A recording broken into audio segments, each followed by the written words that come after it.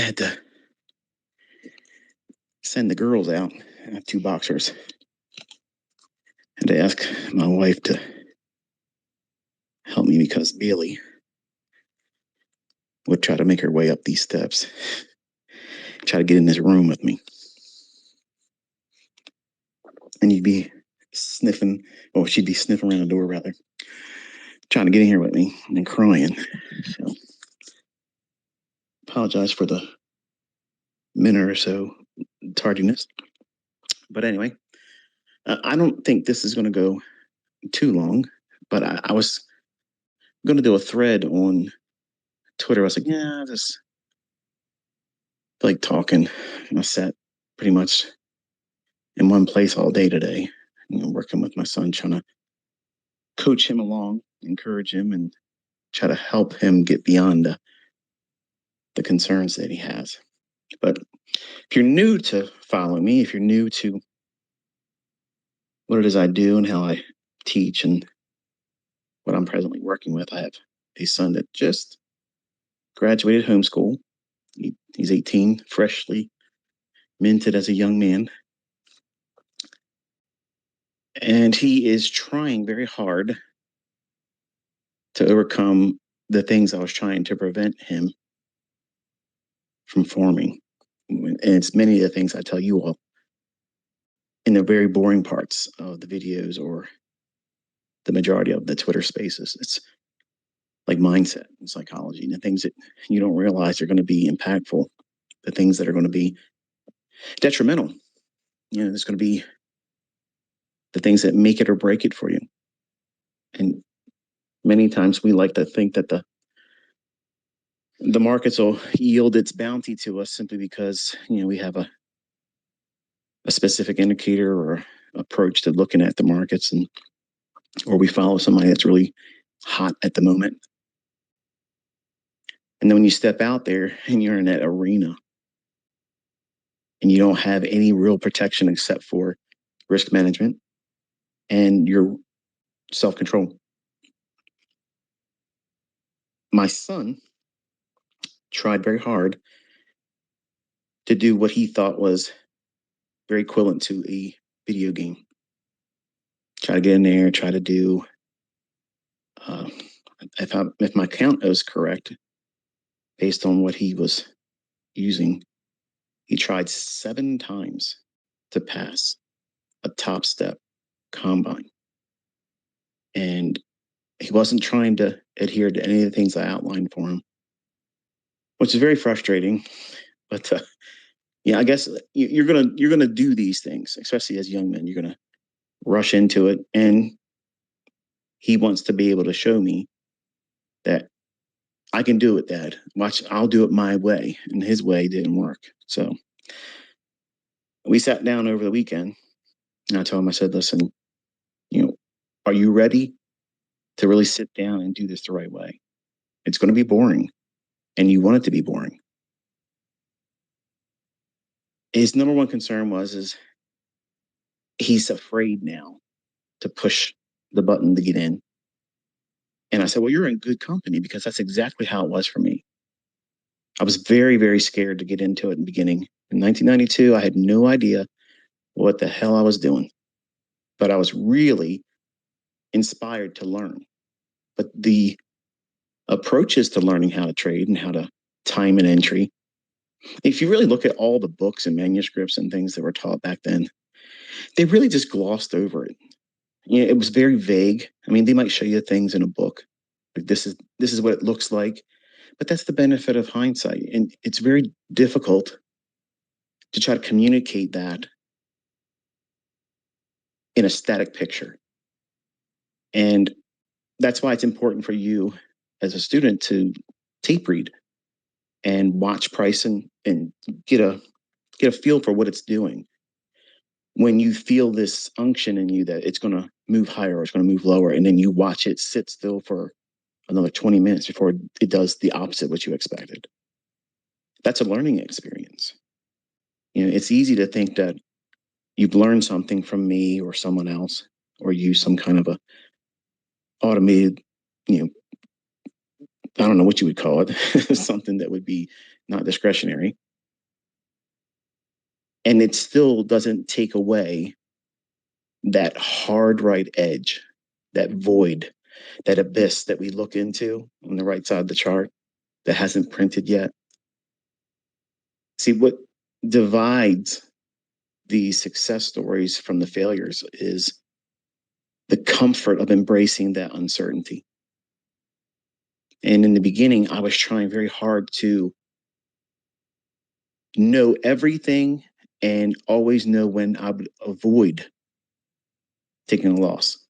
So I know what it's like for you as my students to want to ask me in a lot of different varying ways, but really the blunt question you want to know is how can I trade, make money, and not lose? And as much as you may want to argue and say, no, that's not how I think, or that's not what I'm asking, you are asking that. That's exactly what everybody wants that. I would be lying if I said I didn't want it. So don't lie to me, okay? Don't lie to me because I know I would love to know how to never take a loss. I would love to know that. But you have to be comfortable with choosing these conditions that are more apt to be correct for your model and your personal approach to trading. And that means you're going to have to submit to the idea that your model with those parameters and filters in place may not may not present the opportunity for you today or that trading session. And it doesn't mean it's a bad model. It doesn't mean you're a bad trader. It doesn't mean anything except for you're waiting for your model and all of the things and circumstances that go around trusting that setup with that model, with you as the driver, the operator in that system.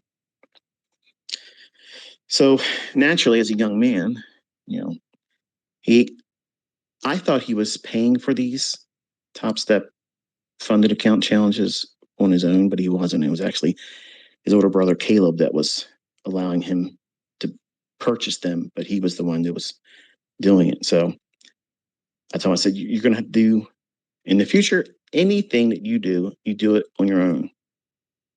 You have a job, and that money that you earn, you spend that because then you're going to care more about it. If you don't if you don't put anything into it, you're not going to have that same level of concern about whether or not you're going to succeed or not. And I think that's the number one reason why most people that go to college and their parents pay for their college for them, they abuse it. They don't really take it, full advantage of what's been given to them because it's a silver spoon gift. And I had friends I grew up with that were like that, and they never amounted to anything that they went to school for, and they don't live well. So I'm not saying that's the end result of that circumstance for those individuals to have that, but I'm not surprised when it ends up that way. So I make my children work because I want them to know what it's like to have a master, someone that tells them you can and can't. This is how much you'll get if you do what I tell you to do. If you don't do what I tell you to do, you will be reprimanded. You want to take evasion, it'll have to be approved first. And work with people that they don't like and then develop these tendencies to want to impress them, even though they don't like them. It's really crucial to have that because once you do it and you grow a disdain for it, it will be the motivating factor that keeps your ass in the charts so that way you don't stay there. It'd be very easy for me to say, here, Cameron, here's $1 million. Here, I'm going to go out here and get you a house. You already got a car. I'm going to give you some money in an account to live off of so that way you don't feel a rush to get in there and trade. But he's not equipped. He's not equipped to do anything with that. So I've tried to do those things early on with my older kids, and it doesn't work. It doesn't work. It's the equivalent of, here, honey, I'm daddy. I'm going to pay for your college. Impress daddy. No, they're going to be kids. They're going to be reckless and they're going to do things half assed and they're not going to care because they know daddy's going to take care of them. So the only way I could kind of like cancel that whole mindset And I'm probably not going to be successful on all of my kids with this. Okay. But that at least is what I'm trying to do. Because I don't have a book or someone that's come before me and did it this way and it worked for them or didn't work for them. It was a brainchild that I came up with, and this is what it is. But making them work is not a bad thing. It's something good. All of us had to do it. I had to do it. I had to work. I had multiple jobs. Some of you might have multiple jobs right now too, and you're trying to learn how to do this, and it's hard. It's really, really hard. It's hard to stay motivated because you're in debt and you're trying to keep up with the bills that you're accumulating, and everything's more expensive. See, he's protected in a way that maybe you as an adult with maybe siblings, or not siblings, but children that you have to take care of. Maybe you have a one income family and you're supporting all that stuff. And they expect you when you come home from work to give them your undivided attention. But here you are listening to me and watching videos by me, and you're trying to look at charts and stuff. And they're looking at you like, why are you doing this? I get it. I had to do the whole thing too. But it's hard to keep the real life from pressing in and overtaking your pursuits. It's easy for it to be trampled down if you allow other people, your loved ones, your family members, to prevent you from putting in the time that's necessary to do this. It just makes it harder than it has to be. So I don't have all the answers for all that stuff. So I want to talk to you today about how my son, Cameron, is going through this, in my mind, the proper way of doing it. I am met with these teenage antics still. He wants to know the easiest short path to it. And I told him, I said, what you're really feeling now is because you tried to do this on your own without using anything I taught. You weren't willing to sit down and watch the videos. You weren't willing to do this practice of just looking at price and don't do anything. You were in a hurry to push the button. So this is exactly what I teach all of you. Don't be in a hurry to go out there and try to make money, because you're going to be doing so by pushing the button with ignorance. You're not going to know what you're doing. So what you're going to be teaching yourself and conditioning yourself is that because you know nothing and you have no experience to lean on, when you're pressing the button, you're the equivalent of going to casinos and gambling, where there's no way of knowing the outcome. There's no probability, there's no statistical edge there. It's pure gambling. And you're hoping for some kind of a lottery win to inspire you to do it the right way, when that wouldn't happen anyway. Because if you were to make money doing something on a whim, you're going to think that you're just lucky. So why bother going through all those videos and going through the process of back testing and journaling? Who needs all that stuff? All I got to do is get lucky once in a while. Over leverage and don't use a stop loss. And that's what he did. And he would blow it and go right in there and reset it again, reset it again, reset it again, 7 times. And then finally, he got to the point where he just didn't want to do it anymore. And quietness, walking around the house, not trying to say anything to me. And I told my wife, I said, I'm not going to bring it up, but I want to see how long he'll go without saying anything about it. And it wasn't until his girlfriend mentioned it. And I was like, okay, the ice is broken now. What are we going to do with this? Because clearly, where you're working, that isn't going to cut it. I don't think it's appropriate for you to have that type of mindset where what you're doing is it's normal for a teenager. While you're in school, he was homeschooled. You go to a coffee shop and you're working there. You're making $400 a week. Wonderful, $400 a week for a 17-year-old. It's spending money. I make him pay the car insurance for his car, and he buys his own gas. If he goes out and entertains his girlfriend, he must do that out of his own pocket. Everything else, I clothe him. I make sure everything that he needs as a member of our family, he has it at his disposal. But I make him work for the things that he has to spend for. So I'm not going to put money in his pocket to be a sugar daddy to his girlfriend. So all these things are meant to inspire him to be independent. That necessity for him he has to make it on his own. Well, he sat down with me today and we were looking at the markets. And I explained to him, I said, we're on the heels of the holiday. So the expectation is going to be rather light. Don't expect a whole lot of things to make a lot of sense. And he's like, well, I don't know really what I'm looking for anyway. And I said, well, we're watching price. And I want you to tell me when you think it's going to go higher or where you think it's going to go lower. And I want you to push the button right in front of me. I don't want you to second guess it. I want you to, in your mind, know what it is that you think you expect. Not that you believe it's going to happen and you're not going to be right or wrong. It's what you feel, the impulsiveness inside you. What is telling you it's going to go higher or what's going to go lower? As soon as you push the button and you put a stop loss in there, I want to know where you think it's going and explain to me why you just did that. And we did this morning all throughout the lunch hour and into the afternoon.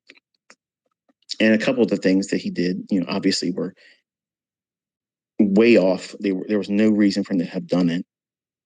But I'm teaching him how to overcome fear of entering because he's afraid to do that. Now, sitting next to me, with me next to him, he didn't seem to have all that much of a uncertainty. He just, he was looking at it like it's a video game. Like I'm watching him play a video game because he could just re-up.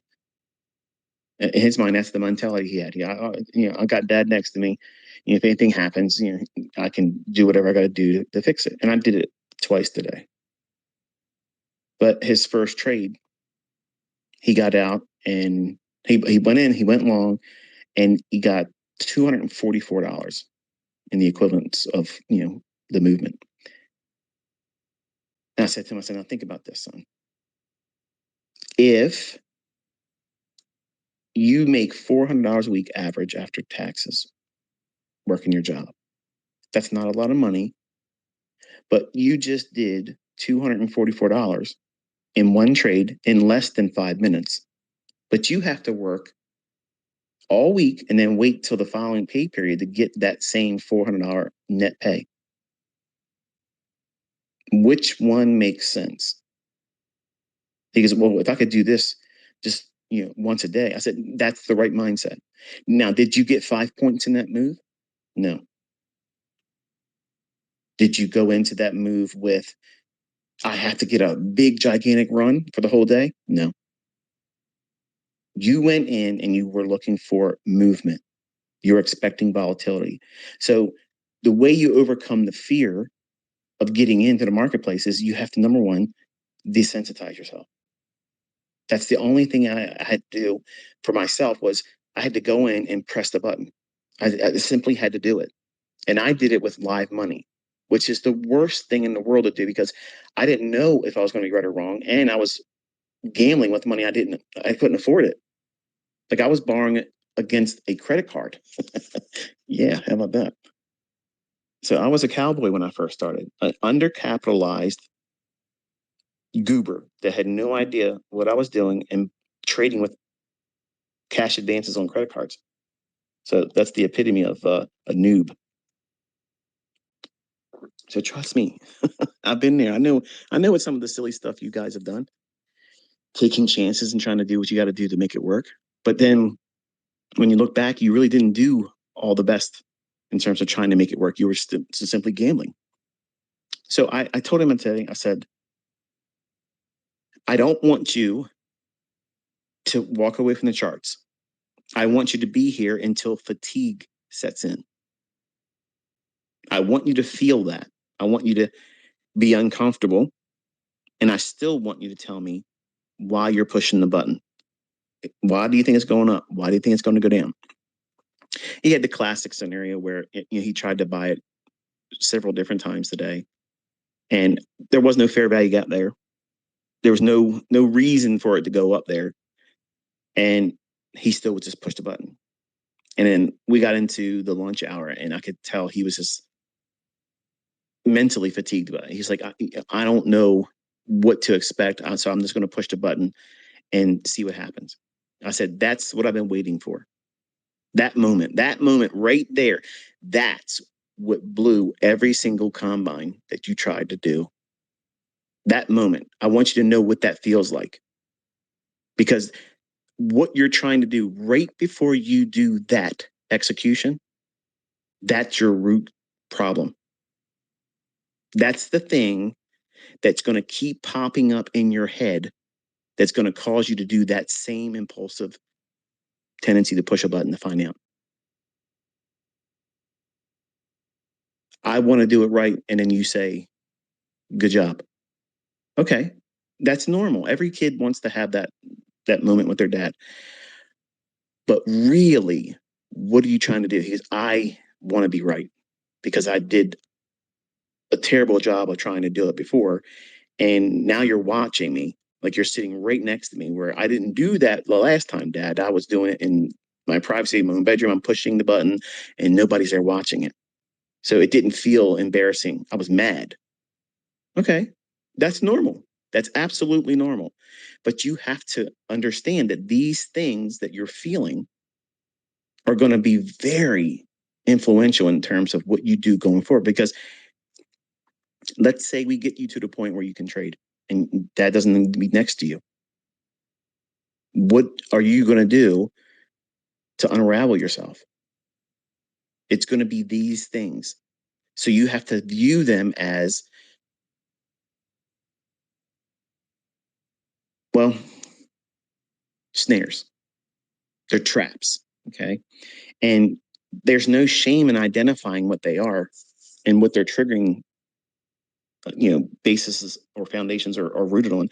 That's the thing that you need to be aware of. Everybody has them. Everyone has them. Some of you listening right now, it might be the fact that you don't have a partner or a spouse that's supportive of what you're doing, and you simply just want to make money to prove it and shove it down their throat and say, see, this is the reason why I got to look at all these charts. I got to listen to this goober go on and on and on and listen to his rants, because this shit will work if I just submit to it. That's why you're doing it. You're trying to prove to them in an expedient manner that it's worth your time doing it, when they don't think it's worth their time waiting around for you to figure out whether or not you can do it or not, when they've already had it in their mind that you ain't going to be successful at it. So I understand how to balance all that stuff is very difficult. But he, as my son, he's got youth on his side. He has time on his side. But because of video game playing and the tendency to play these games, and when you get killed in the game, oh well, there's no time and no real loss. Let me just respawn and there it is. Or I got to wait the time limit for the game to conclude, and a new game will start up. So that's the mindset that he has, and that to me is why I think viewing trading as a video game is the stupidest fucking idea anybody could ever employ, because it tricks you into thinking, well, all I got to do is respawn. You can do that when you're doing market replay.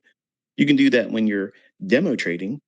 But when you're trying to do something like a combine, if it's a funded account approach that you're going, or if you're trying to trade with real money, whether it be a lot of money or a little bit of money, those rules don't apply. You have to treat this like a business. When you go to work, okay, when you go to work, do they let the employees that you work among do whatever the hell they want to do? Now, maybe at McDonald's, they might do that shit, but they ain't doing it generally in a Fortune 500 company.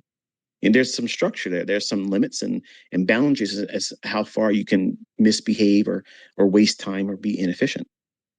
And you are the boss. You're the CEO. You are the human resource manager. You're in charge of everything of you incorporated. So you have to have all of these hats as a trader. You're the analyst, you're the trader, and you are the person that is in charge of where you're going. You're you're it. You're at the helm, you're the captain, and you either sink or sail based on what you and your decisions result in. So if you go into it with the Mickey Mouse approach that, hey, let's see what happens, what they say, F around and find out. The longer you F around, you're going to eventually find out. And he found out rather quickly that he couldn't do what he thought it was. Oh, it's a video game. It's a video game. It's just like, oh, it's like that game, that snake game, because I used the analogy before.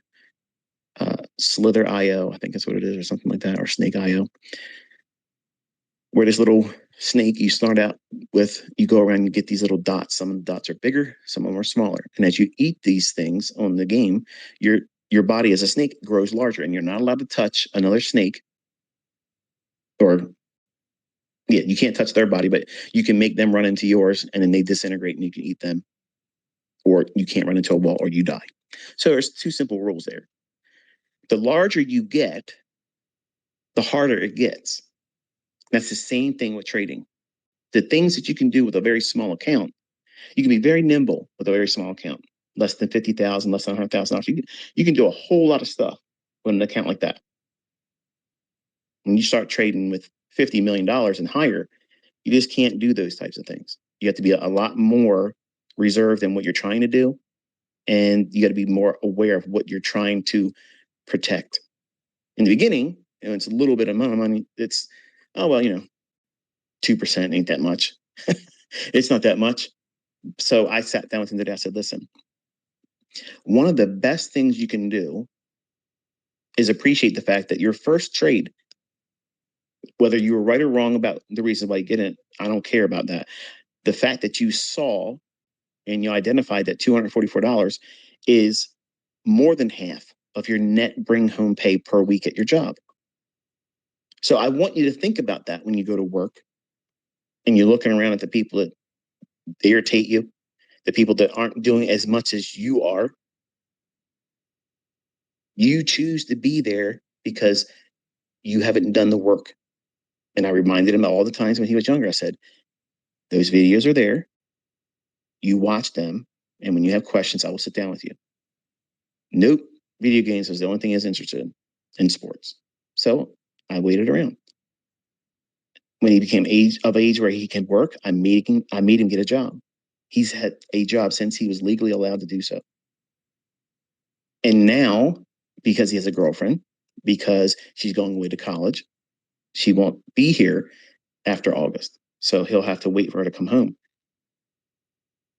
She wants to be a veterinarian.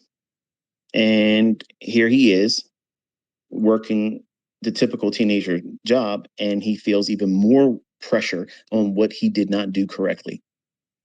So he has all those things swirling in his head. What happens when she comes home and he hasn't made any progress? I said, that's good that you think that, but don't let these things be crippling or a source of anxiety, because that in itself will cause you to do things impulsively. If you don't spend the right amount of time while she's going away to pursue her professional career, whether or not she makes it or not is irrelevant. She may get out there and decide that ain't the right profession for her. Or she may get out there and say, the hell with this, I ain't doing it. I'll just work a regular job. That's her decision. But you can't allow those things, just like you listening can't allow the pressures and stresses of your job. Or maybe you got fired. Maybe you've been made redundant and you don't have a job right now and you're between gainful employment. And that's stressful. In that event, you shouldn't be trying to trade.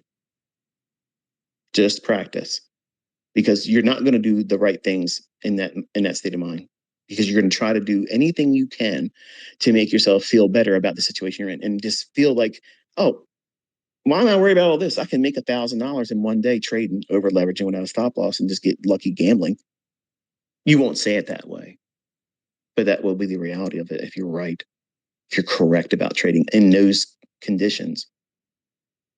So when I sat down with him today and told him, I said, listen, we're going to think about how a $50,000 account. I know you said you were going for that $150,000 account. Okay. And you were trying to prove to dad you were going to go on the internet and piss all over my trolls and like you have to defend me, which you don't. I want you to think about a $50,000 account. And I want you to think about 1.5% risk of that. That's the highest you can ever go. You can never go above 1.5%. Now, if you go out and look at these funded accounts, they allow you more than that. Not by much. I think it's like 2%. But I told him, you are not allowed to go over 1.5%. Because if you go over 1.5%, you failed. In my eyes, I'm your dad. I'm telling you, you fucking failed. Not just, I messed up. You fucking failed. You took that on. You did it yourself. You chose to fail. It didn't happen to you. You chose it. The reason why he was blowing it, trying to do the 150,000, because he was trying to trade with the maximum amount of contracts. Just because they're offering it to you doesn't mean you should do it. So I sat with him today and I said, look, I want you to think about what 1% looks like on a $50,000 account. That's still more than you make all week long.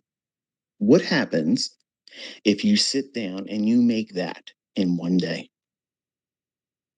How would that make you feel? Just one day?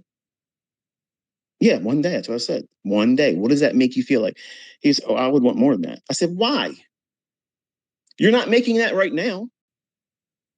You work all week long around these insufferable people that come to the location where he works at. And where I live at, there's this snootiness, okay? That everybody thinks they're better than everybody up here. Okay. And it's, believe me, it's ridiculous. Like it's nonsensical the way they all act up here. And if you go into a place of service and a person's waiting on you, if you're going in there too and you're patronizing a place like, where my son works at, he works at a coffee shop, it's a Starbucks. And it's just unbelievable hearing some of the stories. He comes home over the year and a half he's been, it's just crazy to hear these entitlement minded people. And they come in, they talk to you like, you're less than human. That $500, if you could make that one day per week, you've replaced the whole need to go to that place. And you're not even pushing it hard. You're not even pushing it hard. You're not pushing hard to break the account. You're not pushing hard to feel like you got to keep up with some level of measurement. Somebody on the internet's doing this much, I got to do that. You don't have to look at my videos where I'm trading all those contracts and building up a large position. You ain't got to do $12,000. You ain't got to do 16 and 20,000, $30,000 days. You don't need to do those. You can get to those, but you have to grow into making $200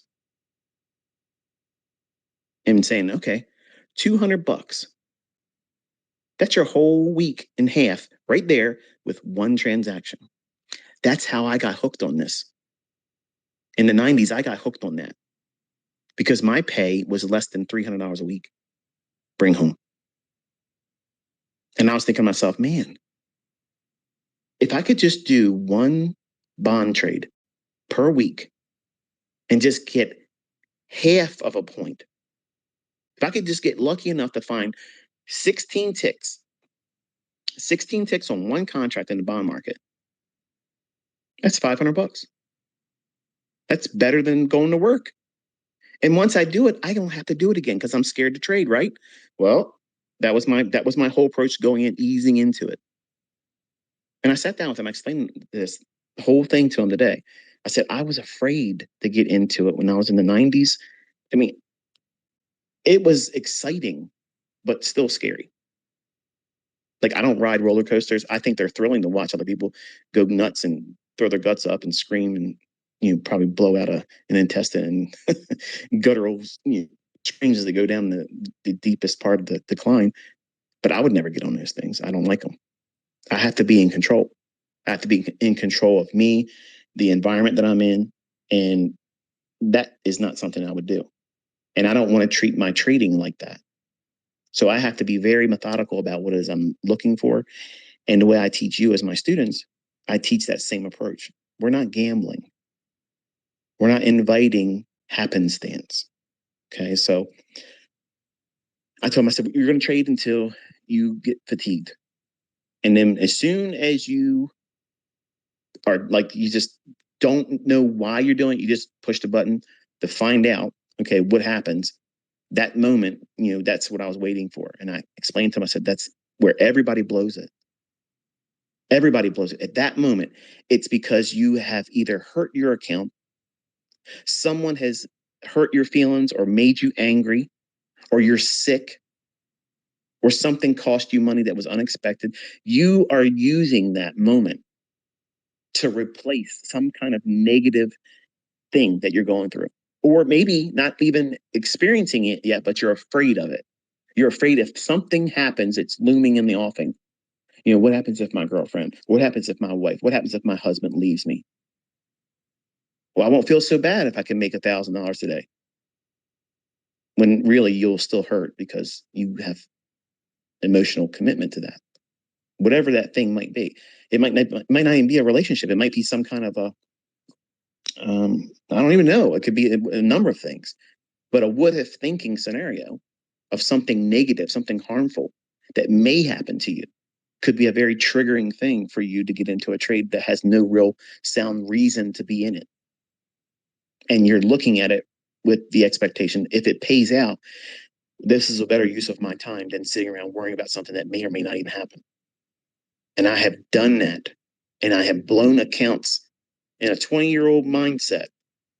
I was fearful of a lot of things that never fucking happened. I had so many unrealistic fears. What if this happens? What if that happens? What if this happens? And none of it ever happened. It never happened. But they were so overwhelming to me at the time that it forced me to take on trades and take on risk, hoping that if I got paid out correctly on the other side of that trade, at least it was better than me sitting there twiddling my thumbs in fear of what may not or may come. The uncertainty of what if thinking is paralyzing. But when it's not paralyzing, it's the instigation to take you into a gambling environment. Think about it. I promise you, if you do some serious soul searching, you could go back to those times where you blew your accounts, where you've done serious damage and drawdown in your accounts. You've probably many times been in that same circumstance and not even realized it. And the only way I identified it is because I was journaling it. And these same circumstances kept coming up when I blew the account. These things were there. So they may, at the time, they don't feel like they're all that impactful. They're not the real problem. When they are, you're just trying to push them to the side. You're letting them be the guy, you know, when you're out there with your friends and stuff, like, hey, yeah, yeah.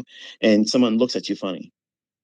And your drunk friend says, hey, yo, this guy's giving you the eye, man. You gonna let him do that? It's nothing. It's no big deal. And you look over at him, he's just, you know, whatever. And then your buddy says, hey, keep that shit up. My boy's gonna beat your ass.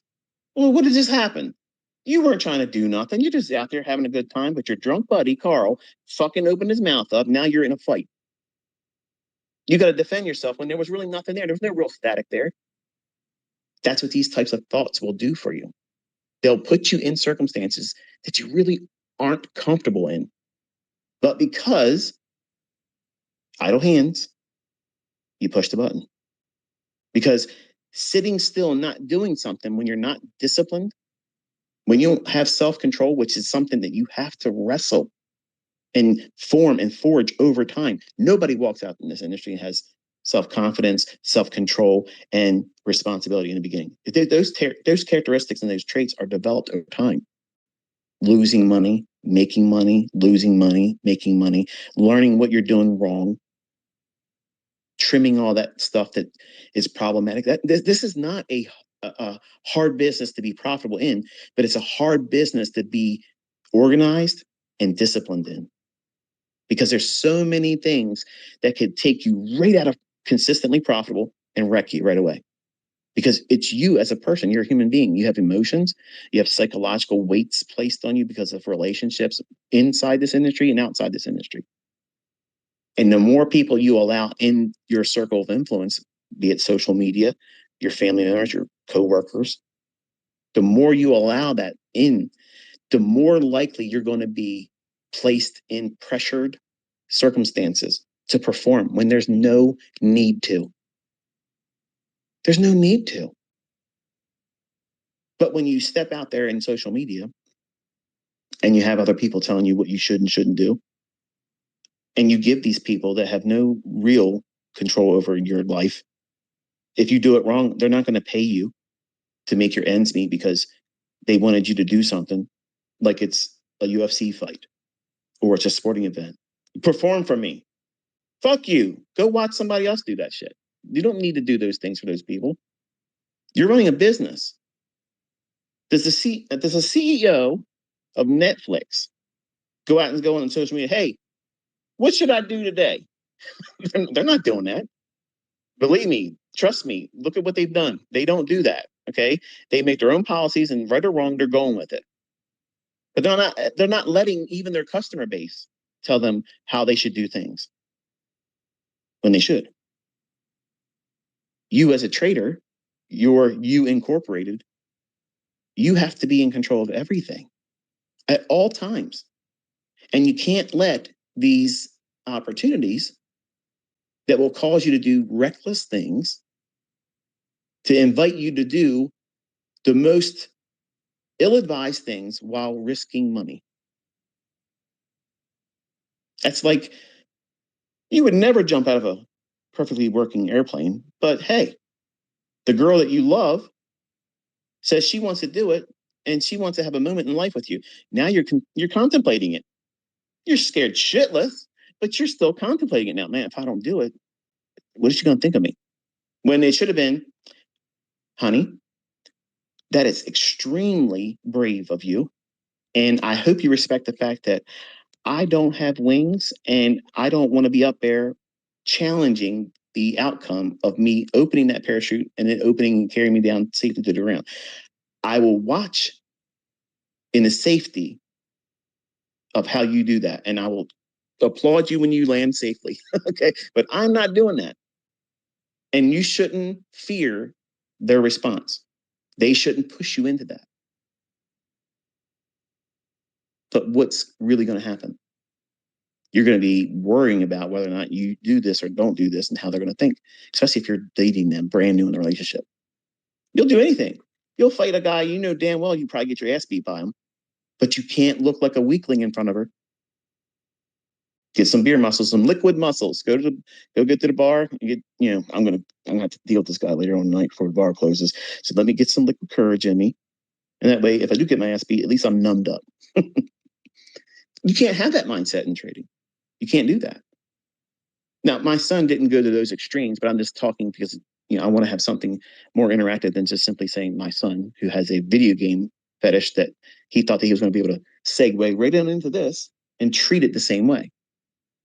When you're not making a living, you're not building wealth playing a video game, and you're not losing your home, your livelihood, your life savings when you lose a game, when you lose a video game tournament. Okay, big deal. It's ego and it's pride. That's it. But in this, you could lose more than you have put in. Things can go wrong real quick, especially in today's climate. All the things that's going around the world, man, it could cause real quick, sudden market movements, and your stop loss didn't do a good enough job. And now, where are you going to get that money from? If you're trading with real money, live funds, it can take more than you have. If you present the opportunities for it to do so, hey, perfect storms happen all the time. So I told my son, I said, listen, think about 1.5%. Because if you can grow in understanding that 1.5% is what you can lose, that's the most you can lose. What should you do going forward? Find a way to chew into that 1.5%. Now, does that mean you go out tomorrow and try to make 1.5%? Or do you have to do it today? No. But think about how that fits in your life cycle as a employee of a working company right now. You're gainfully employed. You're only making $400 a week as a teenager. You want to grow. You want to be able to move away from the necessity of having that and make your own money. half of that with one trade, and it didn't even go to where you thought it was going to go. Just a small little move. Do you see how that's rewarding? He's like, I never really thought about it like that because I just thought it was not enough. I was expecting you to say, okay, I want you to make this much. I said, no, did I tell you that today? No. But in your mind, you were thinking, Dad's going to need to see this much in a return, and this, that, and all those things were in your mind while you were doing each one of those executions. They weren't they? He said, yep. And that's exactly what everybody does. That's what makes it hard. That's what happens with these guys on YouTube. Some of them are honest and say, this is not easy. I got to get out here and I got to worry about this and worry about that. Right. You're making it harder. I love watching them. It's like, a gladiator. You're getting out there and you're doing something ass backwards. There's no war, but you're going to go out there and take on a fight.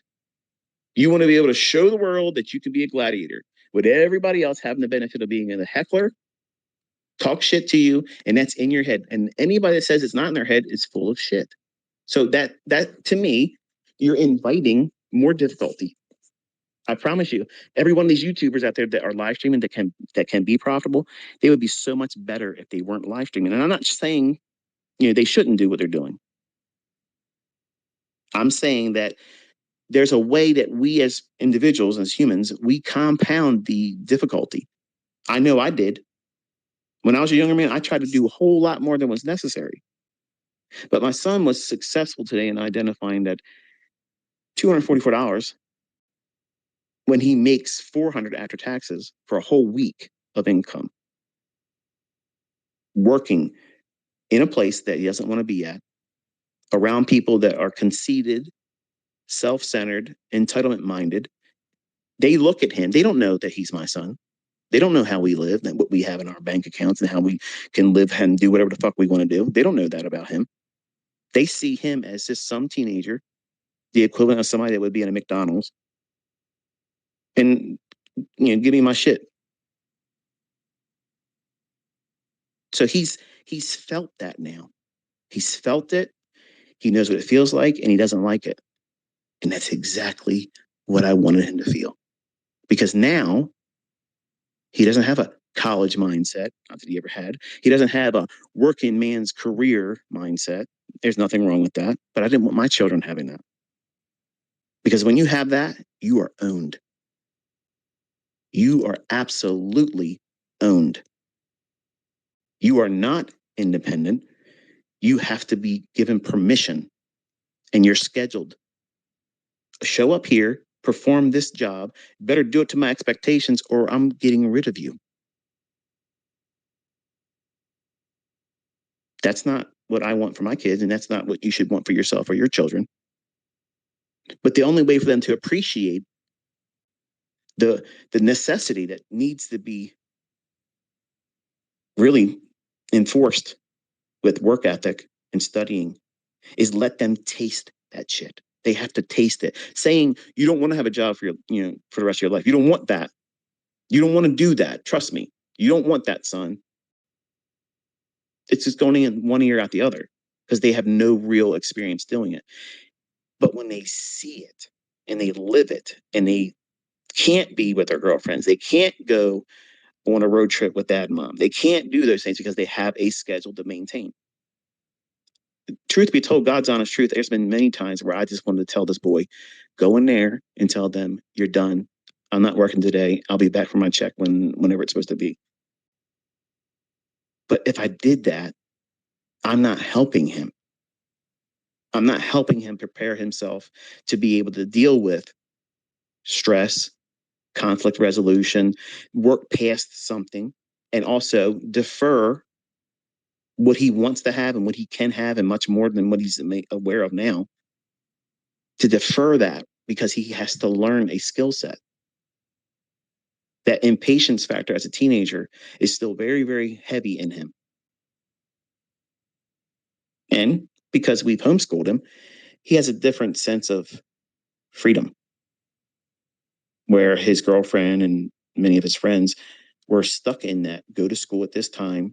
And when you get out of school, you got to do homework or go to your job. And he's had pretty much freedom. Now, maybe homeschooling isn't a thing for you. Maybe you can't do it. But if you can, you should. But everybody has to have an employment some kind, whether self-employed or working for someone else. And today he understood that a partial, that's more than 50% of what he's earning right now, with no real effort was really needed to do more than half of what he makes. And I told him, I said, I'm not saying that that is good or bad. I'm just saying, what do you feel about it? And when he didn't answer like I wanted him to, I told him, I said, do you not see that's beneficial for you to not have to work so much in terms of time? And you didn't have to deal with anybody. And you got that. What happens if you just did 2 of those per week? And it didn't go to your full target. You didn't take the full position off, but you had something like that happen 2 times. Is that not better than your full week income? Yes. So why is that not something to start with? Because I was listening to you and I thought, no, no, no, no. Why is it not enough? Because I want to make a lot of money. Right. Everybody does. Everybody listening to me right now wants to make a lot of money. Some of you have made a lot of money and you want to learn how to make a lot more. But you have to start somewhere and you have to have some kind of humble beginning. And humble beginning is not an embarrassment. It's nothing to be embarrassed about. And this is the reason why I tell you stop inviting social media fuckwads into your career. You're at the early stages. Why would you invite someone to tell you what you should or should not do when they brought nothing to the table as a alternative with proof that what they're telling you to do is going to work? But it's human nature. Just like the water cooler in the morning when you get to work. You want to get there early, not because you love your employer. You want to get there so you can bullshit with your coworkers and listen to the shit that they're going to talk about. You want to hear them bitch about how their wife didn't let them go to the game. You want to hear them bitch about how they had to do yard work. And that way it reminds you, hey, I'm not the only guy that has to go through that stuff. Somebody else, all the guys that are living, in another household, another neighborhood, working in the same place I am, they're going through the same stuff like me. So I'm part of the herd. No, there is no herd mentality. You are an apex predator. You're outside the herd. You're picking these motherfuckers off.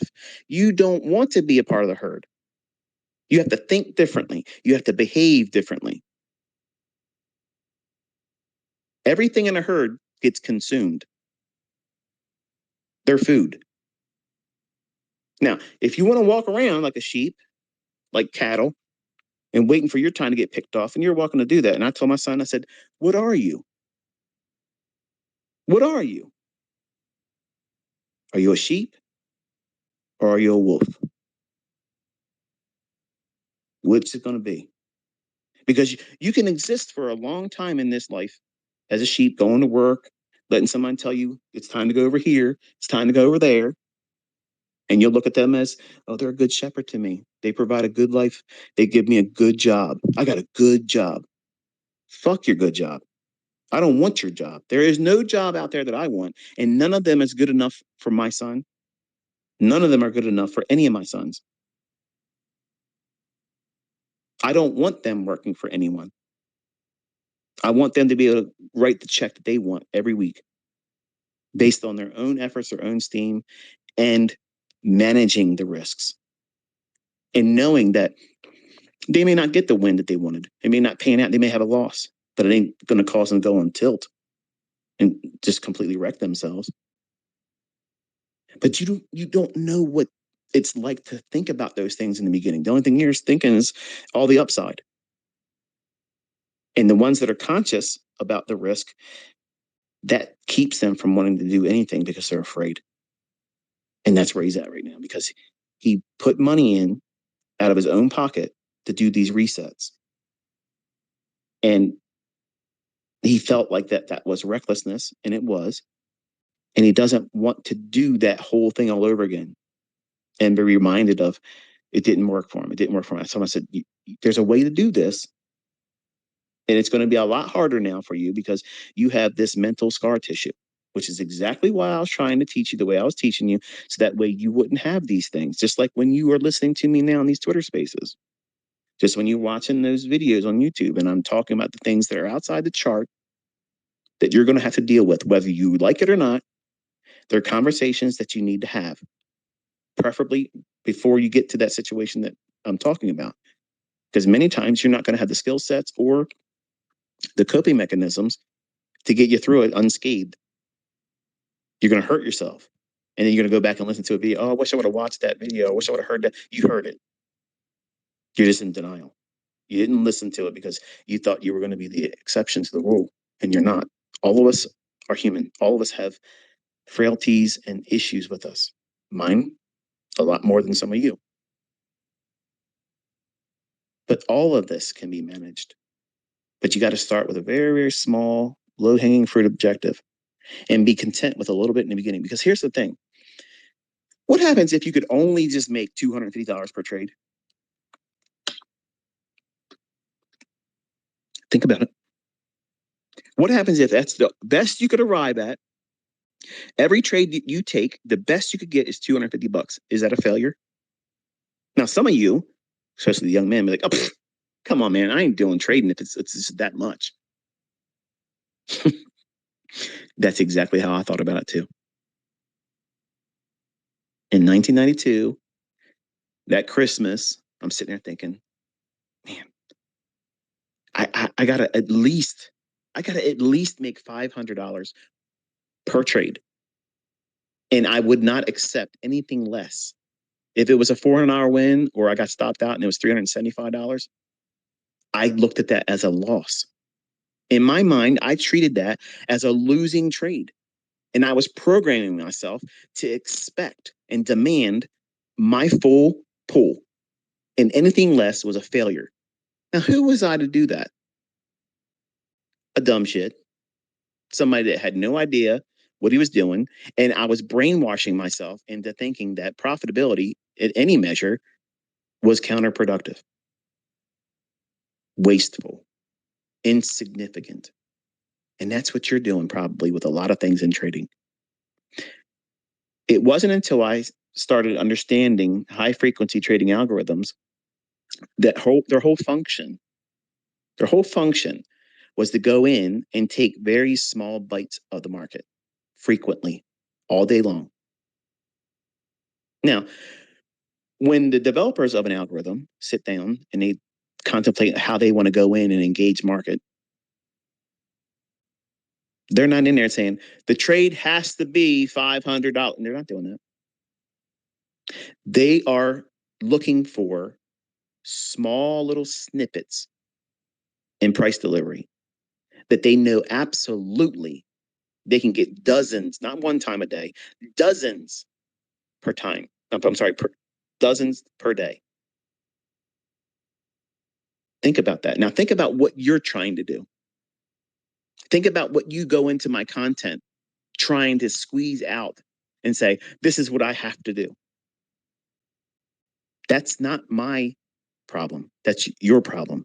You're trying to present a feat, some outcome that may not be applicable for you in your understanding or your present ability. So go back to a simple approach to thinking, okay, if I could get $250, $250. You want to here's the fallacy in this, because when I first started understanding this, Larry Williams talked about this a lot in a lot of his systems. At the time in the 90s, he was wanting a trade or a model, a system, if you will, to be able to pay at least $350 per trade. Wait a minute. Did you just say Mr. Larry Williams, Mr. 10,000 to $1.2 million in the Robbins Cup in 1987?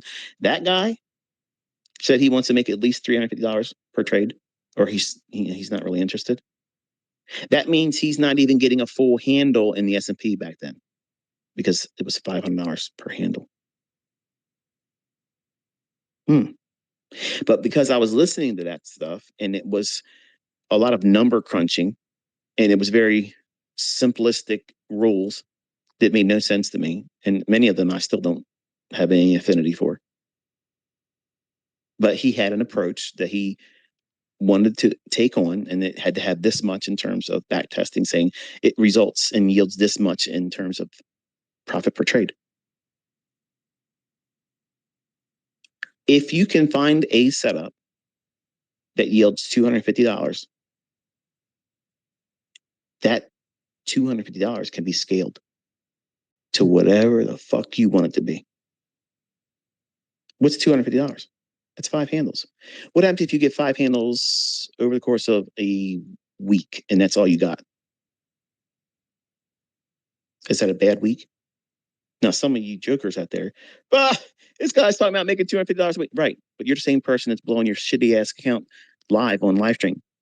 And we all watched you do it. $250 more than you had at the beginning of the week is still $250. If you were broke and had someone hand you $250, you'd be appreciative, right? If you just did that in the beginning, I'm not saying your whole career is this, but in the beginning, if you started with that mindset and all you were able to scrape out over the course of the entire week because you did not push real hard, because you know that you're not ready to do that. You might want to win a lot every day. You want to be able to trade every single day. But that's not realistic because you don't have the skill set to do that. And I'm reminding my son that he doesn't have to do this every day. He needs to tape read. He needs to execute in front of me because he needs to be conditioned and desensitized from the fear he has placed on himself because of unrealistic expectations being acted upon. He tried to do it his own way. Well, everybody in retail does that. Everybody does it. They read a book. They think they are going to go in and apply that stuff. It's like they do it with my videos too. Oh, I watched this video on order blocks. I watched this video on optimal trade entry. Oh, I watched the Silver Bull. I'm going out there and trading Silver Bull, and then read their tweets to me. Why is this failing again? Well, first of all, you're doing it wrong. Everybody wants to be in a hurry to go out there and do something to make money when you have to figure out what it is that you're going to do to mess yourself up. And that's why 1 year minimum is ideal. That's not what you want to hear. I know. But that's exactly what you need to hear. You can't figure this stuff out on a unique personal level, fast tracking it, trying to do it real quick. You cannot, it's impossible. Nobody's going to do this for you. Nobody. Nobody's going to shorten it for you. Nobody's going to make it easier for you because you are bringing the same bullshit that everybody else has brought into it. It's mental baggage. And social media brings more of that. Trying to stand out, trying to I got to defend my mentor. I got to make myself look profitable. I got to be able to keep up with the people that are renting cars. All this stuff, it's all bullshit. And if I did not stomp on the throat of Cameron to tell him that that's not the right way of doing it now, that's the direction he would go. Because you know what started all this stuff is he wants to go out there and troll the trolls. And I told him, I said, you're already doing it wrong.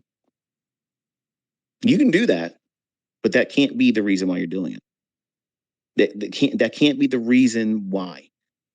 Because if that's the reason why, you're going to rush. You're going to rush to do something that is not needed. It's not needed. You need to develop a skill set because once I move on, if you want to live beyond what are able to live like now, you want to be able to earn a lot of money. This skill set can do that for you. But you have to grow over time. And you have to figure out what you think as a human being. What greed's going to feel like when you start feeling it, when you are profitable, when you're consistently profitable. That doesn't mean no losses. It means you close the week, you close the month, you're in gain, you're in profit. It doesn't have to be a lot. You're just not losing. There's nothing wrong with that. And I told him that I said, I want you to see what it feels like to be at break even majority of the day. So when he wasn't getting it correct, I'd say, okay, buy here. And as soon as it gets above that level right there, I want you to close it. Do not use a limit order. I want you to feel it. I want you to feel it while you're in it.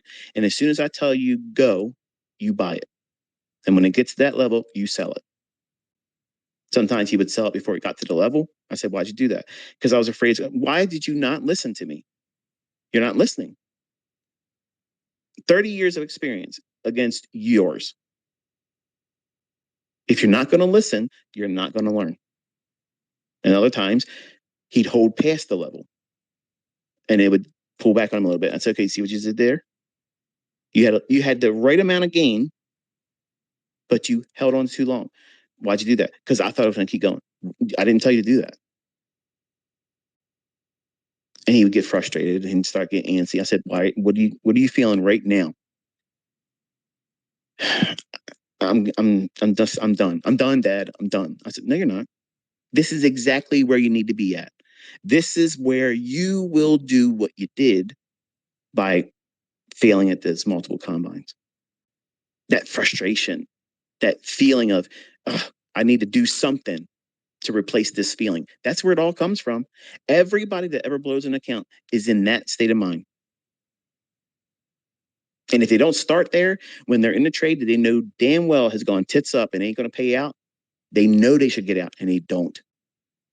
And then they're in that moment. They're in that mindset then. But they can't bring themselves to get out of the trade and close it. And I put him in those today. Lots of executions, lots of them. And we hung around break even. And I told him, I said, what's it feel like? He goes, well, we were up a lot. We were down a lot. And I said, what's a lot? A couple $100 here, a couple $100 there. I said, see, you're saying a lot because that's in relationship to what you earn on a weekly payroll. But the most you lost and was down was like $500. And you only went down there one time. But every time you went up, you'd come back down a little bit.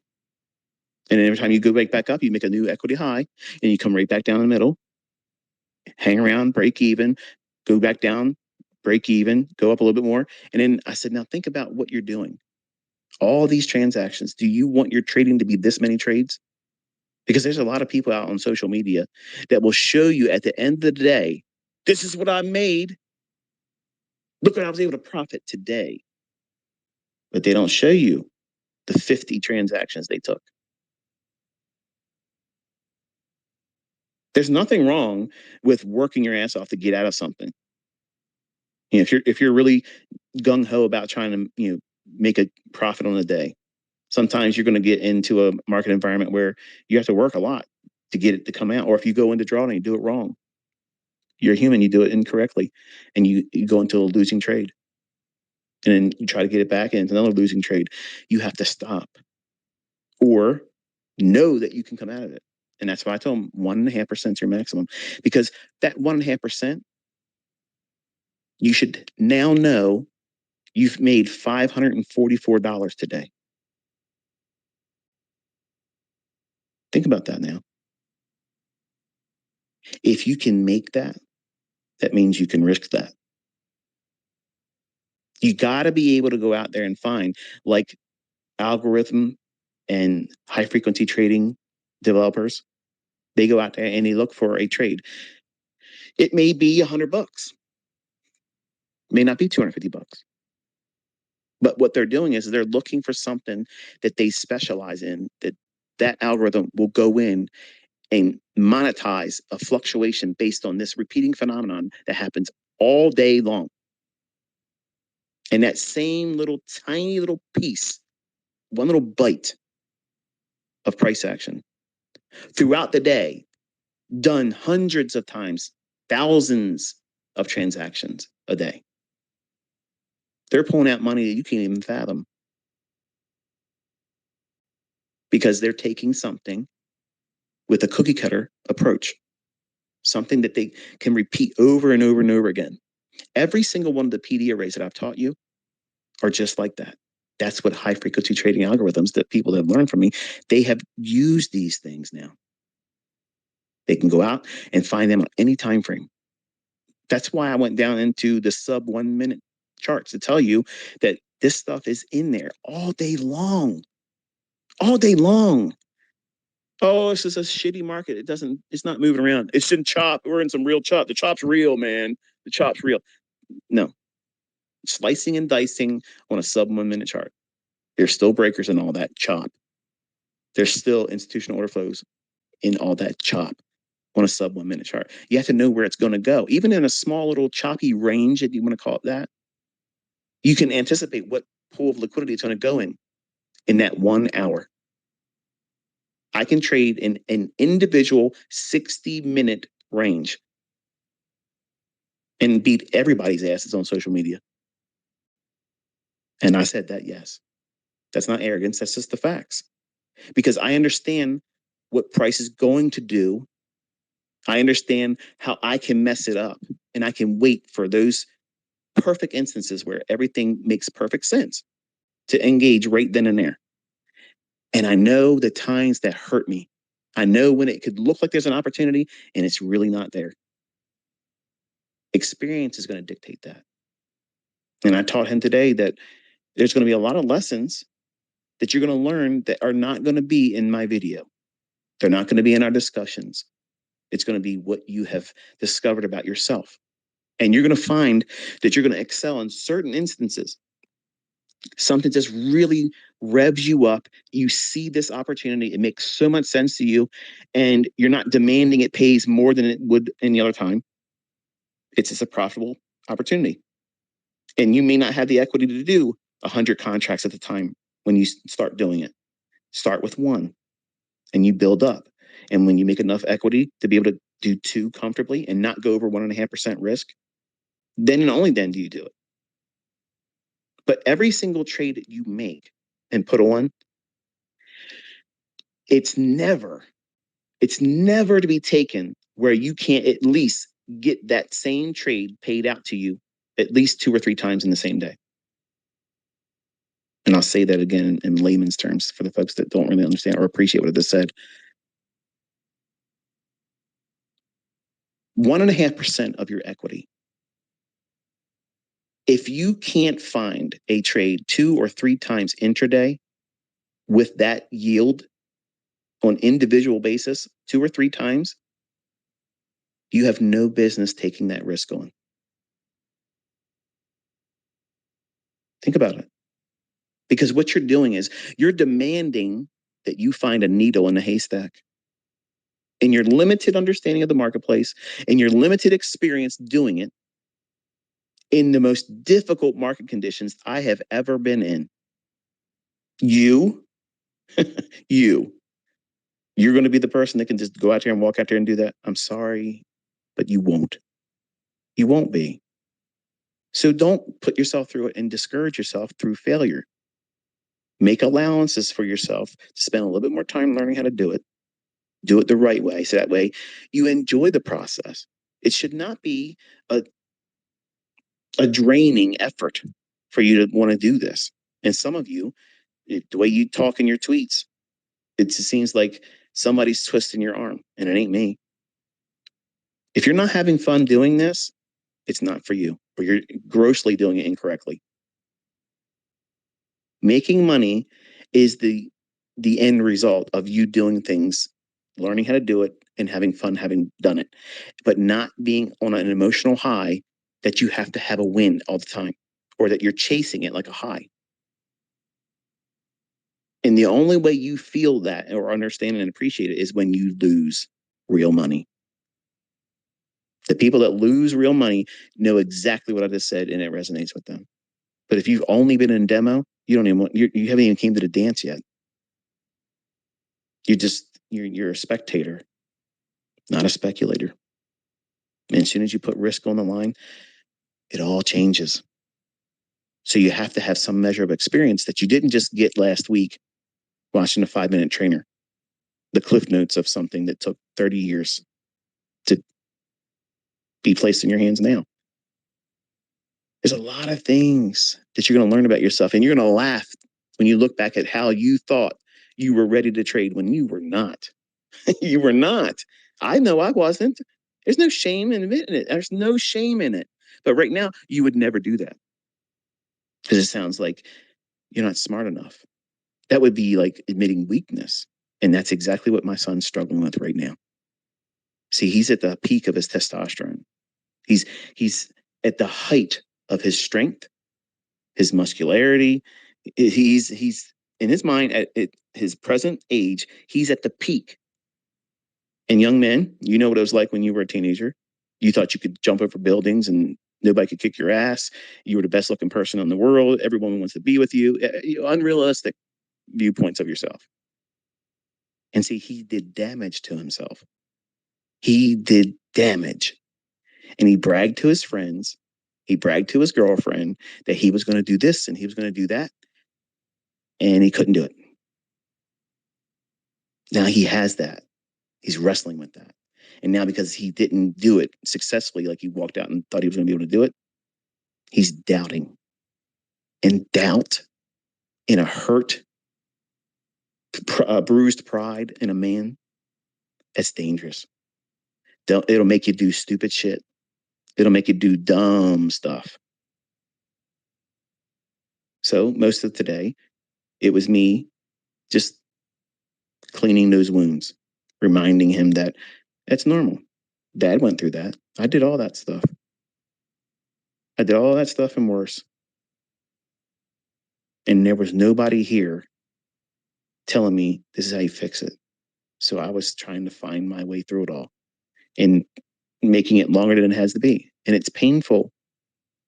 So when I talk to you and I make these conversations available to you, it's for your edification. It's so that you don't go through it like I did. So that way you can avoid it and appreciate that. You know what?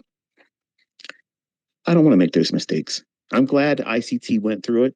I'm sorry he went through it, but I'm glad he went through it and he's telling me how I don't have to go through that. That's the wisdom in the student that's listening to me. Not this guy talks and he likes to hear himself talk. No, I don't give a fuck if that's how you think. Get the fuck out of here. You're not somebody that wants to learn. You're a clown. You will be broke. You will be working the rest of your fucking life. You will not be able to be profitable as a trader. So just get the fucking stepping. The people that really want to be here and make themselves a profitable student that trades and earns their own money, they want to know how they're possibly going to mess it up. And I'm not going to talk to you always in a refined manner. I'm live. I don't have a filter right now. So I'm going to feel the impulses and the emotional charge that I remember going through. It's all real stuff for me. I went through this stuff and it was painful. And it's painful to remember what it was like for me. And I know that some of you are going through it right now. And it's normal. And you can get through it. You can grow out of it, use it like rocket fuel. It'll be the deterrent to never doing those same things again because you know what it's done to you. You don't want to relive that. You have now a reason to appreciate the rattlesnake that those circumstances provide. You know, walking into that situation again, it's like a rattlesnake's tail just shaking. You don't need to go back in there again. You know what it's like. So avoid it. Don't try to push and make money in those situations. Just relax. Take the day off, take the session off. Don't do it. But ICT, I'm supposed to be an everyday trader. Who the hell said that? It wasn't me. So having a very, very low expectation of yourself. Yes, 5 handles is a wonderful target, realistic target. In the beginning, if you're absolutely scared to death, if you're scared to death of taking trades and you don't want to get into a trade because you're just afraid to do it, feel what it's like to desensitize yourself to go in and execute and put a limit order on one handle. Put a trade on. If it runs up one handle, it will close the trade out, and that's one handle. It's $50. It's not a lot of money. And if you do this over and over and over again with a demo account, you will get over the fear of entering. Then you add one more handle to it. Put on an entry, reach for 2. And you'll see, even with static price action, if you know where the market's likely to go, doesn't mean you're right. This means that this is the next draw on liquidity. This is where the obvious equal highs are. This is where they haven't been all day. Let's aim in that direction. And then put a trade on and try to go for one handle. And do that all day long. working with a 1 minute chart.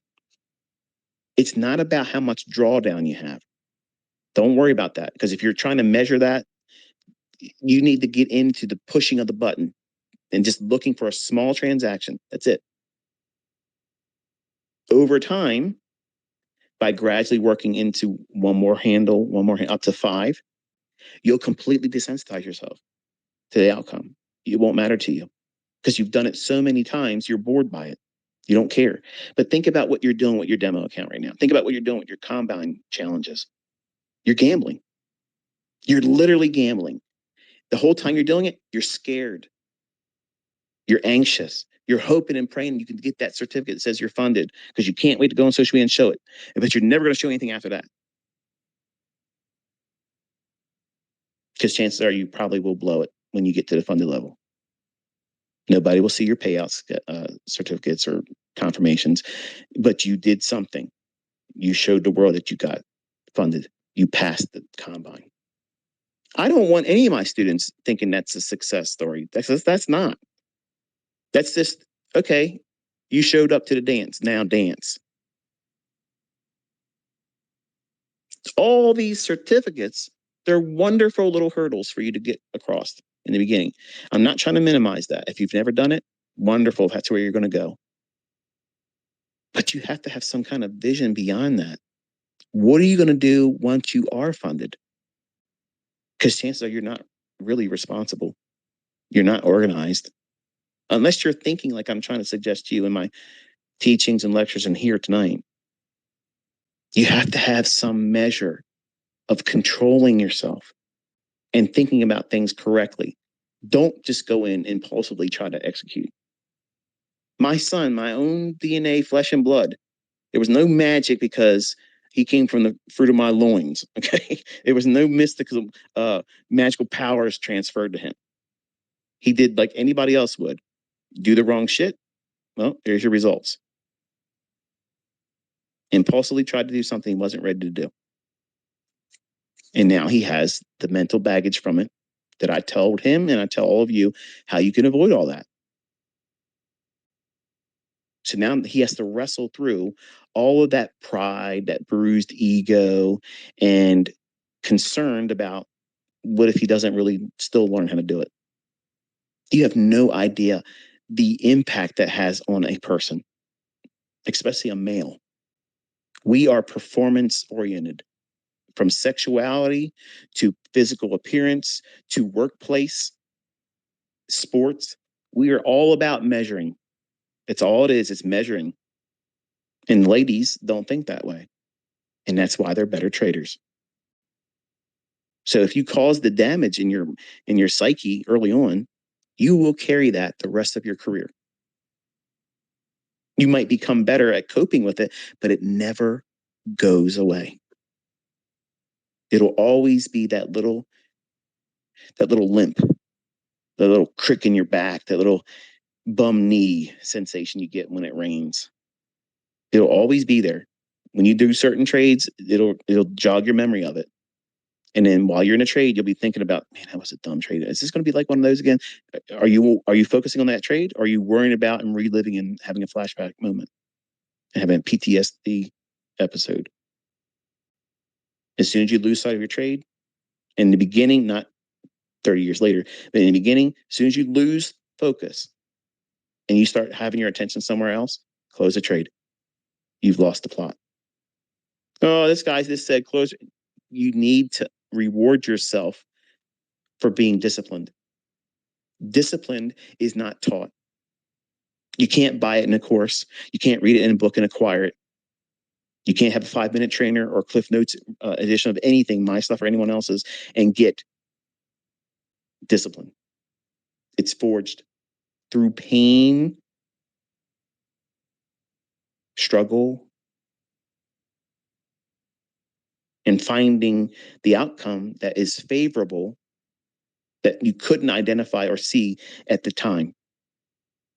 And because over time you do these types of things, and you know what it was like to be going through it painfully, doing things that you shouldn't do, taking on more risk, taking on more contracts, because I know what you're thinking. It's the same thing that I've talked about, and my son lived it. They will tell you that you can trade up to 15 contracts if you use a $150,000 account. Sure. Sure, you can do that. And you're thinking, well, it's worth the risk. It's like a lottery scratch off.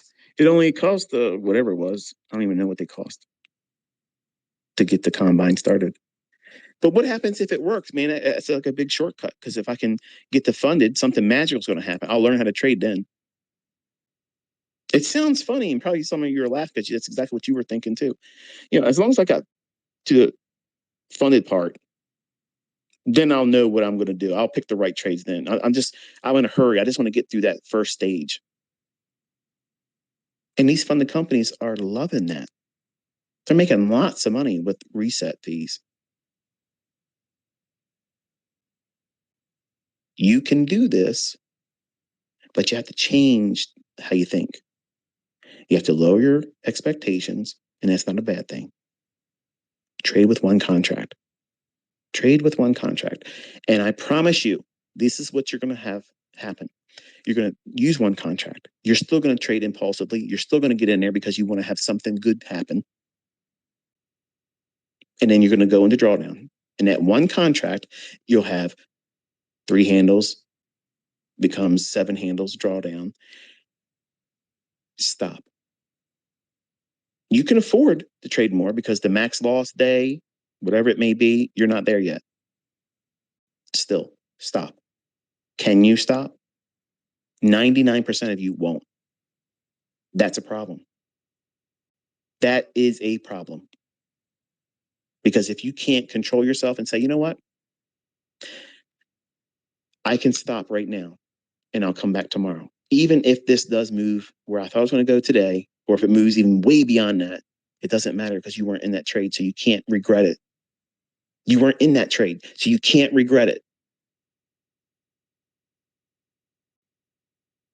You have to start somewhere, forging discipline, being self-responsible, and that way you know that you can control yourself in the future and you can trust yourself because what you're doing, and you don't realize it, you're pushing the button in these instances with a demo account or in a combine because you know that you wouldn't be losing that money. If it's wrong, that money is not coming out of your bank account. It's not coming out of your live equity. So it gives you this false sense of security. And it's also, it feels like you have all upside, no downside, but you still have to pay for a reset. And you're paying in time. You're wasting time instead of just doing it the right way.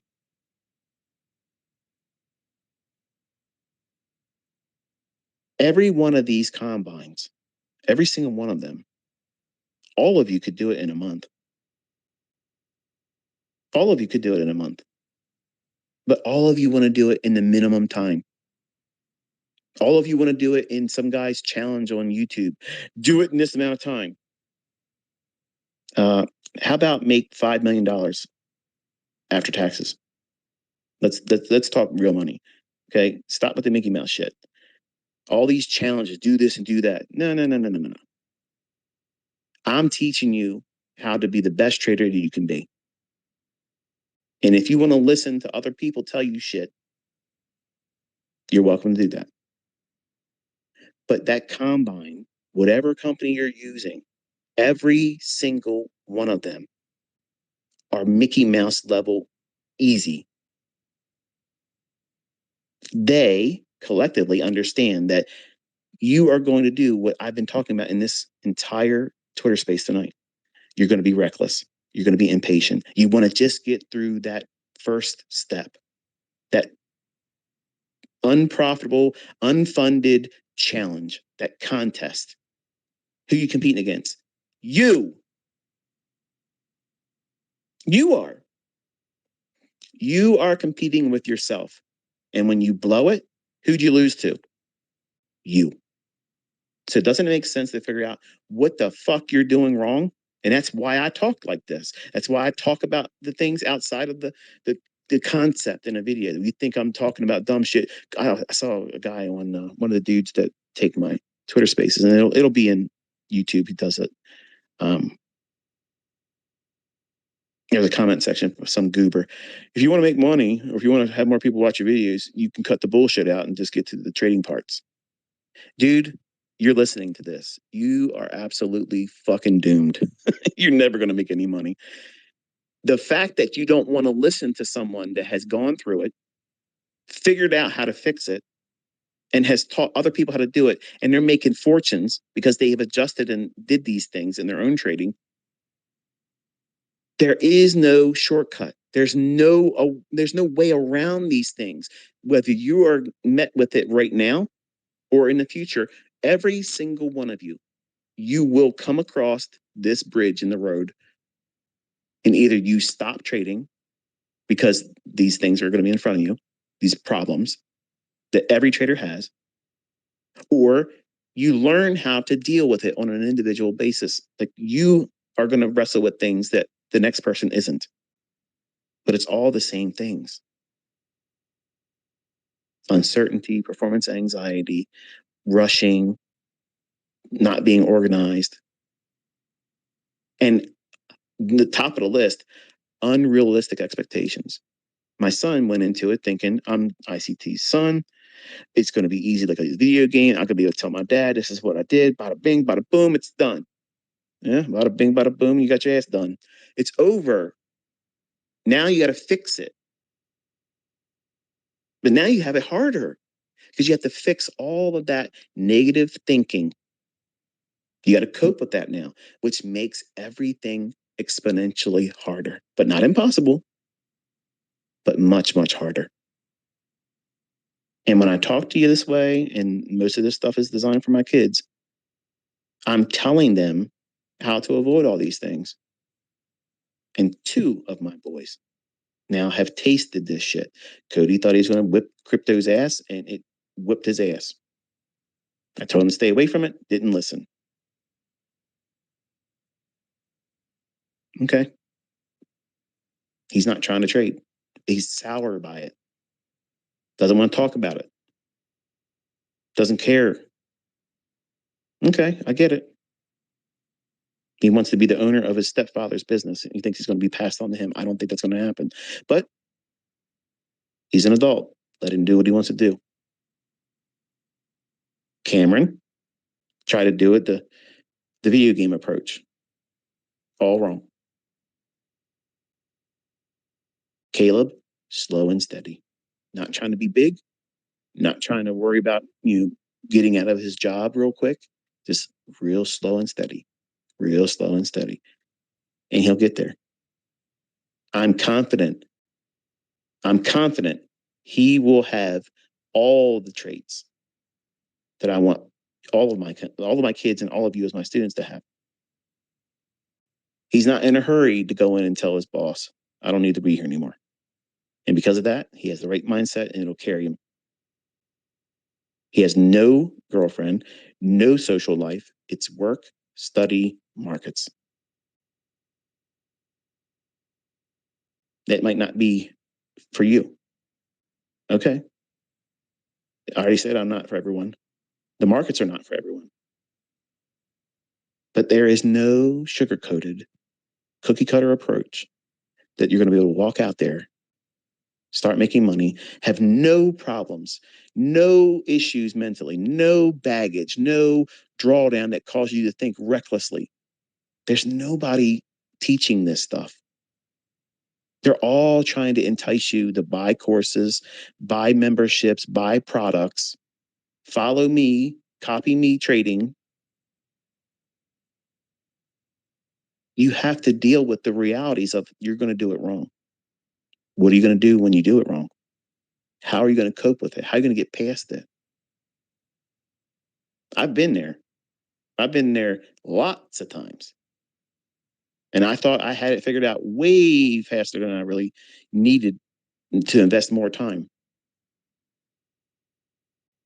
But I had to discover this stuff going through it, patching myself up, stopping the bleeding, and working extra jobs when I didn't have a whole lot of free time as it was, just to get a little bit of money to start doing it all over again and making the same mistakes, thinking that I was going to get a different result. And many of you are doing that. Even with my concepts, you're trying to force something that's not in the chart. You're trying to see a breaker. You're trying to see a fair value gap, a silver bullet, because you want it to be there. You're impatient. You're not waiting for it to form. You want it to be there. So you're going to look for it. And damn it, you're going to see it. They're like ink blots. They're Rorschachs. They're projecting what you want to see. And you're fooling yourself instead of understanding how to read price for real. And you can't do that quickly. I've never said that you could do it quickly. But once you understand how to read price and you understand how to determine where the draw and liquidity is, 90 fucking days, you apply that silver bullet, you don't need a job. That is not 90 days you can quit your job. There's people out there taking my comments and making YouTube channel videos saying I'm going out there and telling everybody to quit their job in 90 days. No, you have to at least know what price is doing apart from the silver bullet. Silver bullet's just a multiplier. It's a model that lets you go in and act on what you should already understand about the marketplace. You're not doing that in 90 fucking days. Okay. You're not. You will not. Okay. So that way we're understanding ourselves. But if you spent a year back testing and tape reading and you get a really good feel for what markets are doing and how they work from one liquidity to the next, look at the video I put up, One Setup for Life. I literally tell you how to go in there and use the previous session's liquidity. And for the folks that are asking me, can you teach the London session? Just look at the previous day's afternoon PM session. I don't know why you're making it hard. Like that's what you do. That's all you do. Apply that in between the 2 o'clock and 5 o'clock in the morning, London Open Kill Zone. Whether it's Forex or futures, it doesn't fucking matter. It's the same stuff. Like you are all complicating something I've made very simple because you're bringing something that you think is a mountain issue, and it's not. It's insignificant. But because of your impatience, because of the lack of discipline and self-control over yourself, you're making it something bigger. And it's the perfect excuse to say, I don't know how to do it. And it's not working for me. It's not profitable because ICT is not teaching me this and that. I've already taught it. But you don't want to put the work into it, just like my own son didn't want to. And he saw how that worked. And today he had a taste of it for real. And he's drained. Yeah, this is what it's like. It's like fucking boot camp. 6 weeks. You go in there, fluffy, full of fucking ding dongs and bonbons, and they whip your ass into shape in 6 weeks. You're salty as shit. You want to go out there and chew somebody's liver from their abdomen. Well, some people need to go through that to discover that they're their biggest adversary. They're their biggest problem. And most people will be quick to point the finger outside of themselves. Oh, that guy, that gal, that thing was not profitable because this and that. No, you just didn't do what was required. You have to step into that uncomfortable area of development, just like weight training, dieting, anything worth having and maintaining is going to require effort. And you are trying to learn the highest form of financial education on the planet. Think about what you're expecting. You think that you're just going to roller skate into this shit with $500, $100 account, and all of a sudden now you're fucking rich. This is not Instagram, okay? That's all bullshit over there. It's going to take you a lot more time, a lot more effort, and a whole lot more money than you're willing to put into it. And now there's other avenues where these funding companies are making it available to you. That resource, while it's available, it might be worth it. I'm not saying you should. It might be worth it for you to do it. But you won't beat it unless you're disciplined. You won't beat it unless you're organized. You won't beat it. You won't beat that combine if you do not have the right mindset and have control over yourself and say, okay, this is all I'm doing. This is all I'm doing. So you think 10 handle runs, 20 handle runs when I'm doing them, like, man, I wish I could do that. You know what you should be doing? You should be saying, I want to be good at getting consistently 3 handles. It's not even 5. Start there. If 5's too much, start with 3 once a day. And if you can do it, then start aiming for 1 in the morning, 1 in the afternoon. That's 6 handles a day.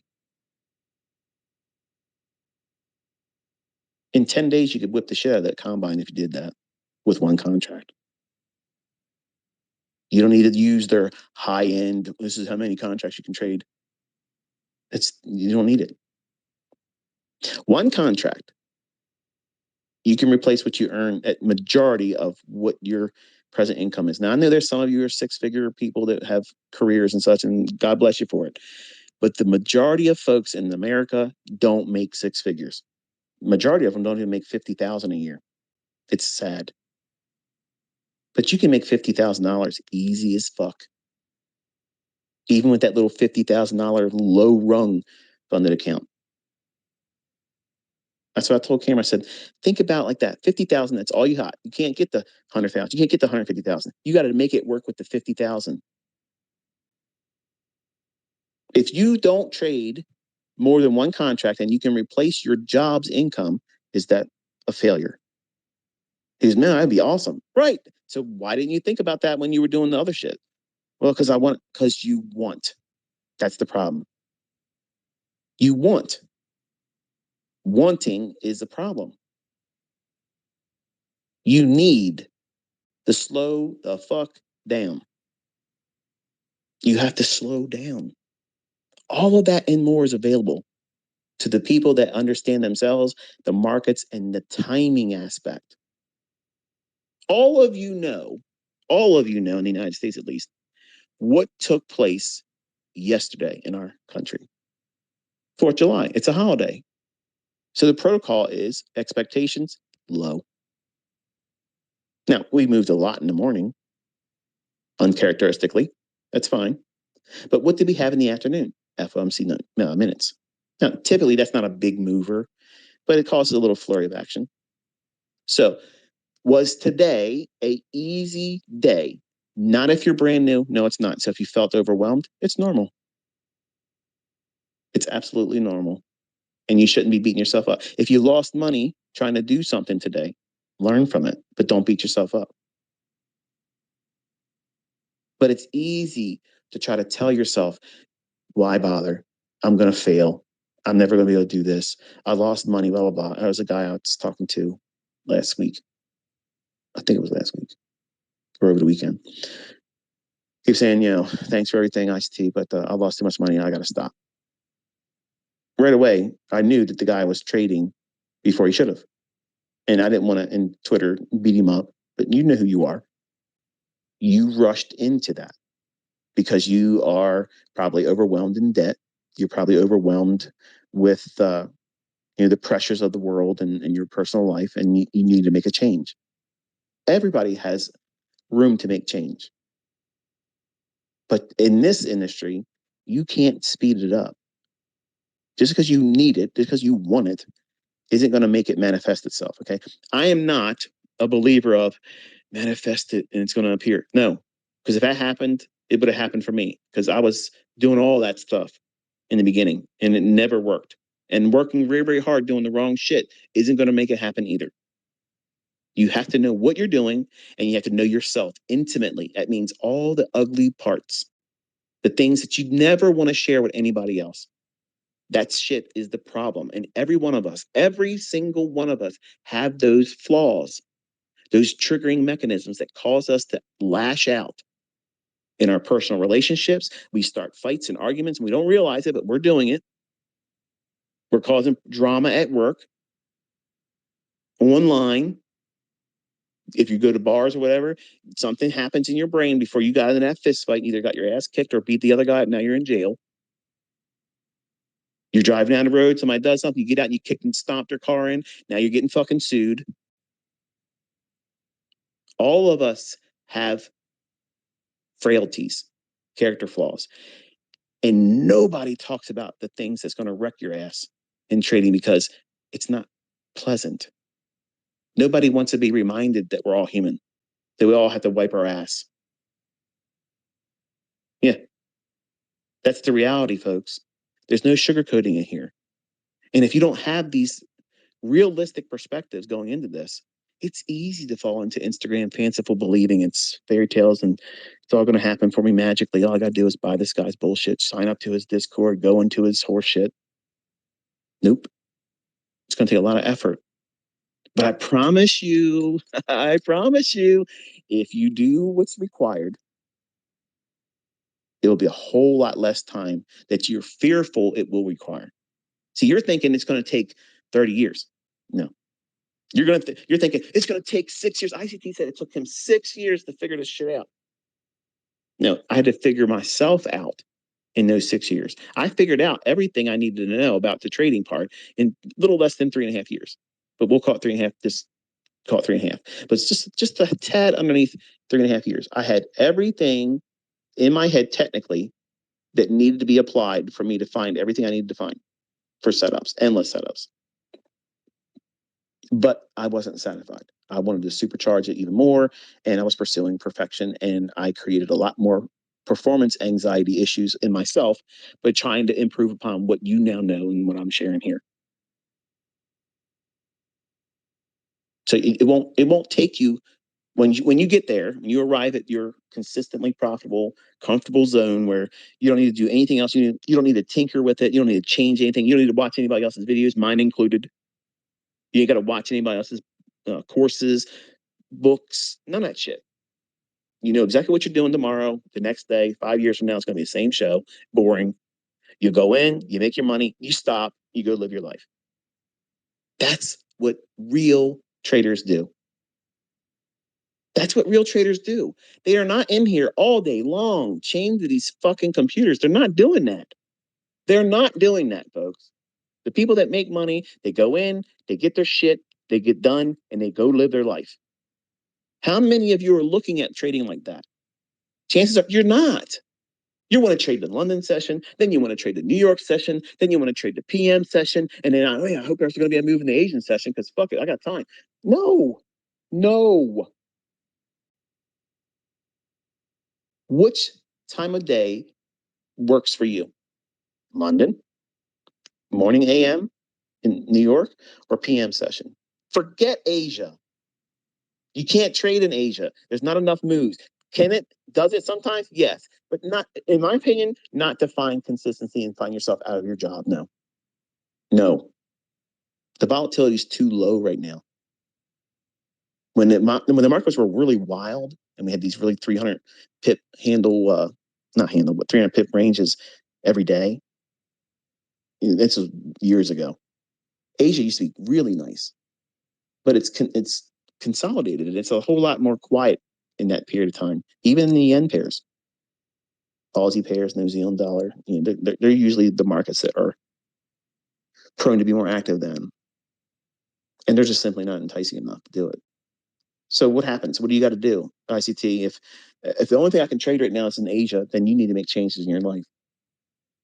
If you want this bad enough, you'll make the changes. And the efforts that you do in your back testing will give you the courage to make those changes. Don't just do it blindly. Show yourself with evidence that the things that I'm teaching you are in the charts, not because you did it for a week or a month. Really, really go in there and be highly critical. Do the things I tell you, show up in price action. When I tell you they're going to show up, how I teach you that they're going to appear in price. You're not manifesting shit. The market's going to design, it's designed, it's coded to deliver like this. If these things are in price action beforehand, in that time of day, you expect this thing to unfold. And then you wait for it to happen. And you do that week after week until you have months of experience doing it.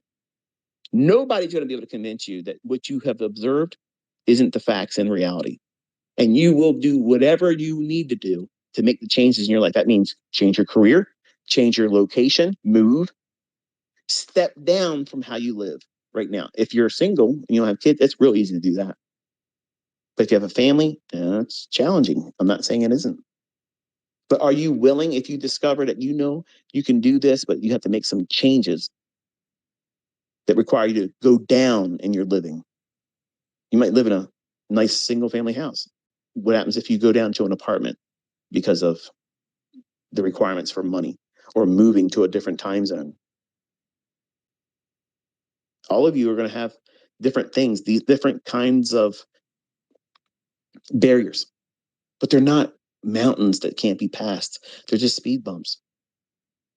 And I'm trying to minimize it because I know some of you are going to have, but you, ICT, you don't know. It's easy for you to say. No, look, I'm not saying it's easy.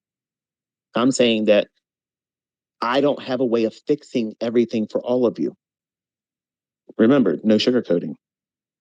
And you can't fault me because you live in a time zone and work a career and you have a family and you have a spouse that is not supportive. That's not my fucking problem. I didn't create that problem for you. And some of you send me emails bitching to me like I caused that for you. I didn't do that. I don't even know you.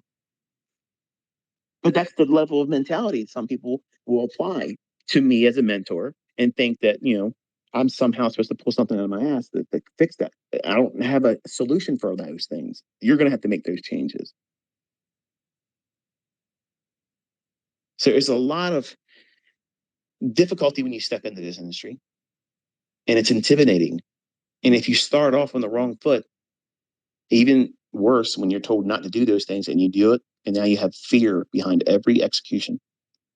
You have concern about whether you're never going to be profitable or not. It's easy to talk yourself out of it. It's real easy to talk yourself out of this. And I'm just reminding you, don't. Don't. I'm not making any money talking to you right now. There's no ads here. I want you to be successful. I want you to know what you're walking into is going to be very difficult because you're going to make it almost impossible. You are. You are the thing that's going to make it or break it. That's it. That's the way it works. You're not going to shorten the learning curve by anything. Nothing. I don't care what they put in their titles of their fucking videos. Nothing is going to shorten that learning curve. It is not going to happen. Whatever that you on an individual basis require is what's going to require. And you don't know how long it's going to take. But you have to show up with the expectation that I'm here for the duration. This lifestyle, this income opportunity is worth it. I don't give a shit how many months I got to do back testing. I don't give a shit how long I got to do tapering in the future.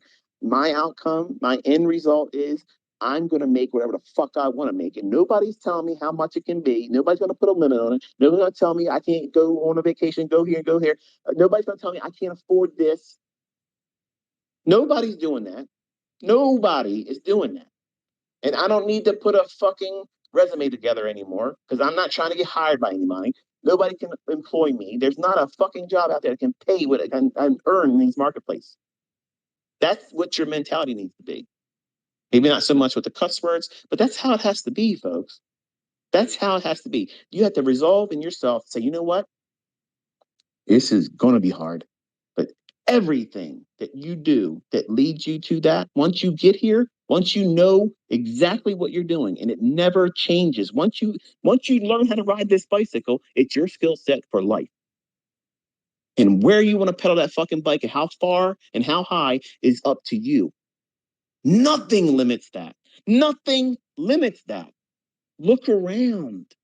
Look around.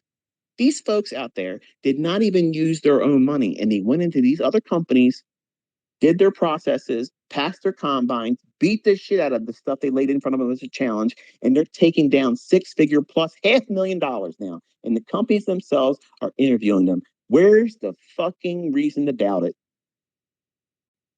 What's the excuse that you can't do it now? What is the excuse that says you can't do this? The ones that you're making up in your mind. The ones that you're saying, I just wish it was easier. I wish I could just do it faster.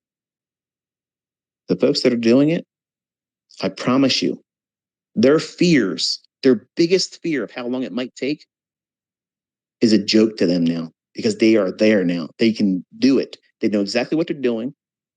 They know tomorrow, next year, they're going to be able to do the same shit. And they think about the things that they worried about while they were going up. When they were working their ass off going through this stuff, they were thinking about all the things that you're putting in your brain right now as a reason to just quit. Why bother?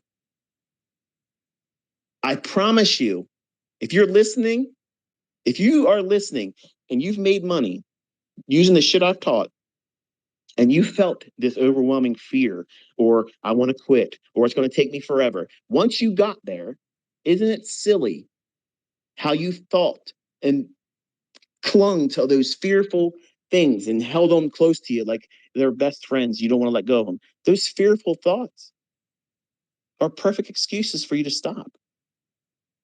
They're excuses as to why you didn't succeed instead of saying, yeah, it's normal for me to feel this way. And when you get there and you make your money and you're consistently profitable, you're going to look back at that and see how silly that was. You're going to laugh literally out loud thinking, why the fuck did I think like that? But it's normal.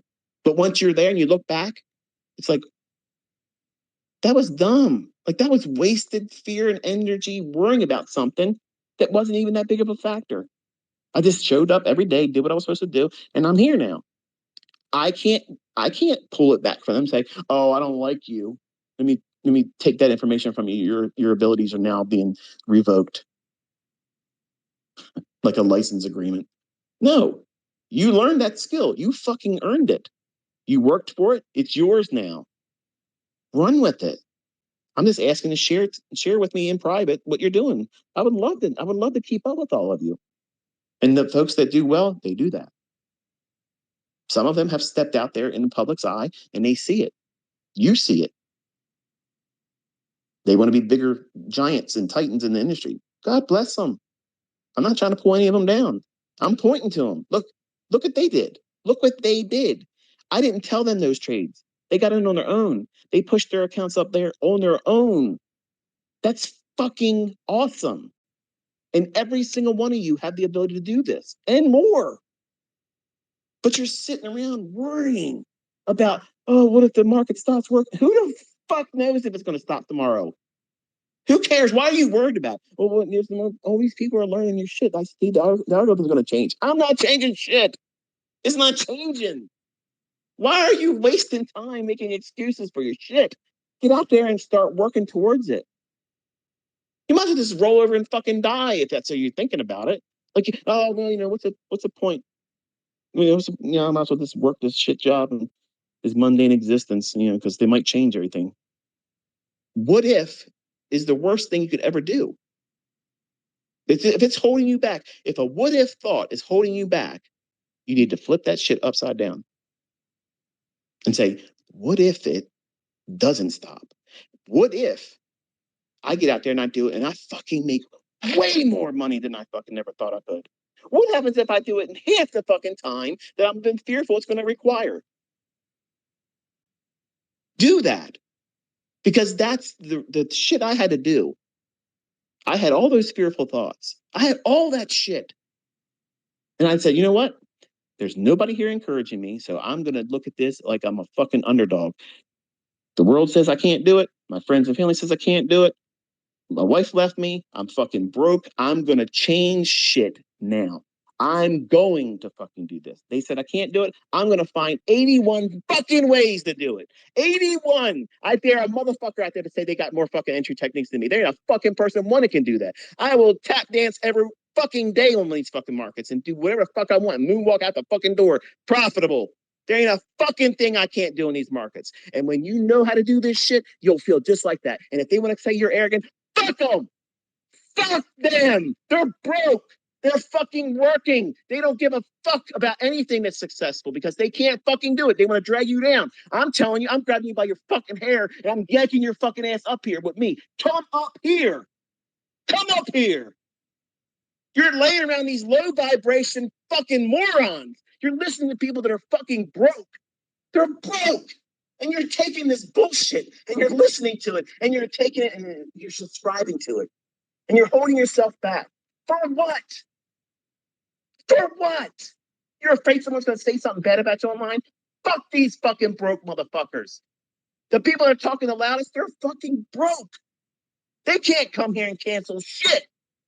Look at this fucking army we are. Look how many motherfuckers are coming up. This crop ain't done growing. We're climbing.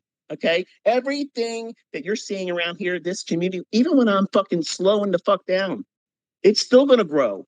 Everybody's gonna be doing this shit in the future, and they're gonna say, you know what? This shit is the real fucking thing. This is the real shit. I wish I never would have done this. I wish I would have started sooner. Every person that's made fucking $500,000, $100,000, whatever the fuck it is, they've always said the same thing. I wish I wouldn't have listened to the bullshit that people say about ICT and his fucking concepts. I wish I would have started fucking sooner. I wish I would have blocked out all the bullshit because this is it. This is exactly what I was looking for, and I wish I would have started sooner. Everybody fucking says that. Everybody says that. Nobody that put their efforts into this and fucking started making money said, I regretted doing this.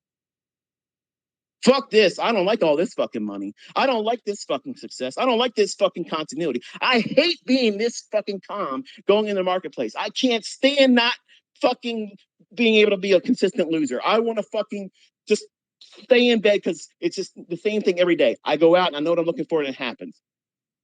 Does that happen here? No. Everybody's calm, cool. I'm the only one that gets fucking nuts.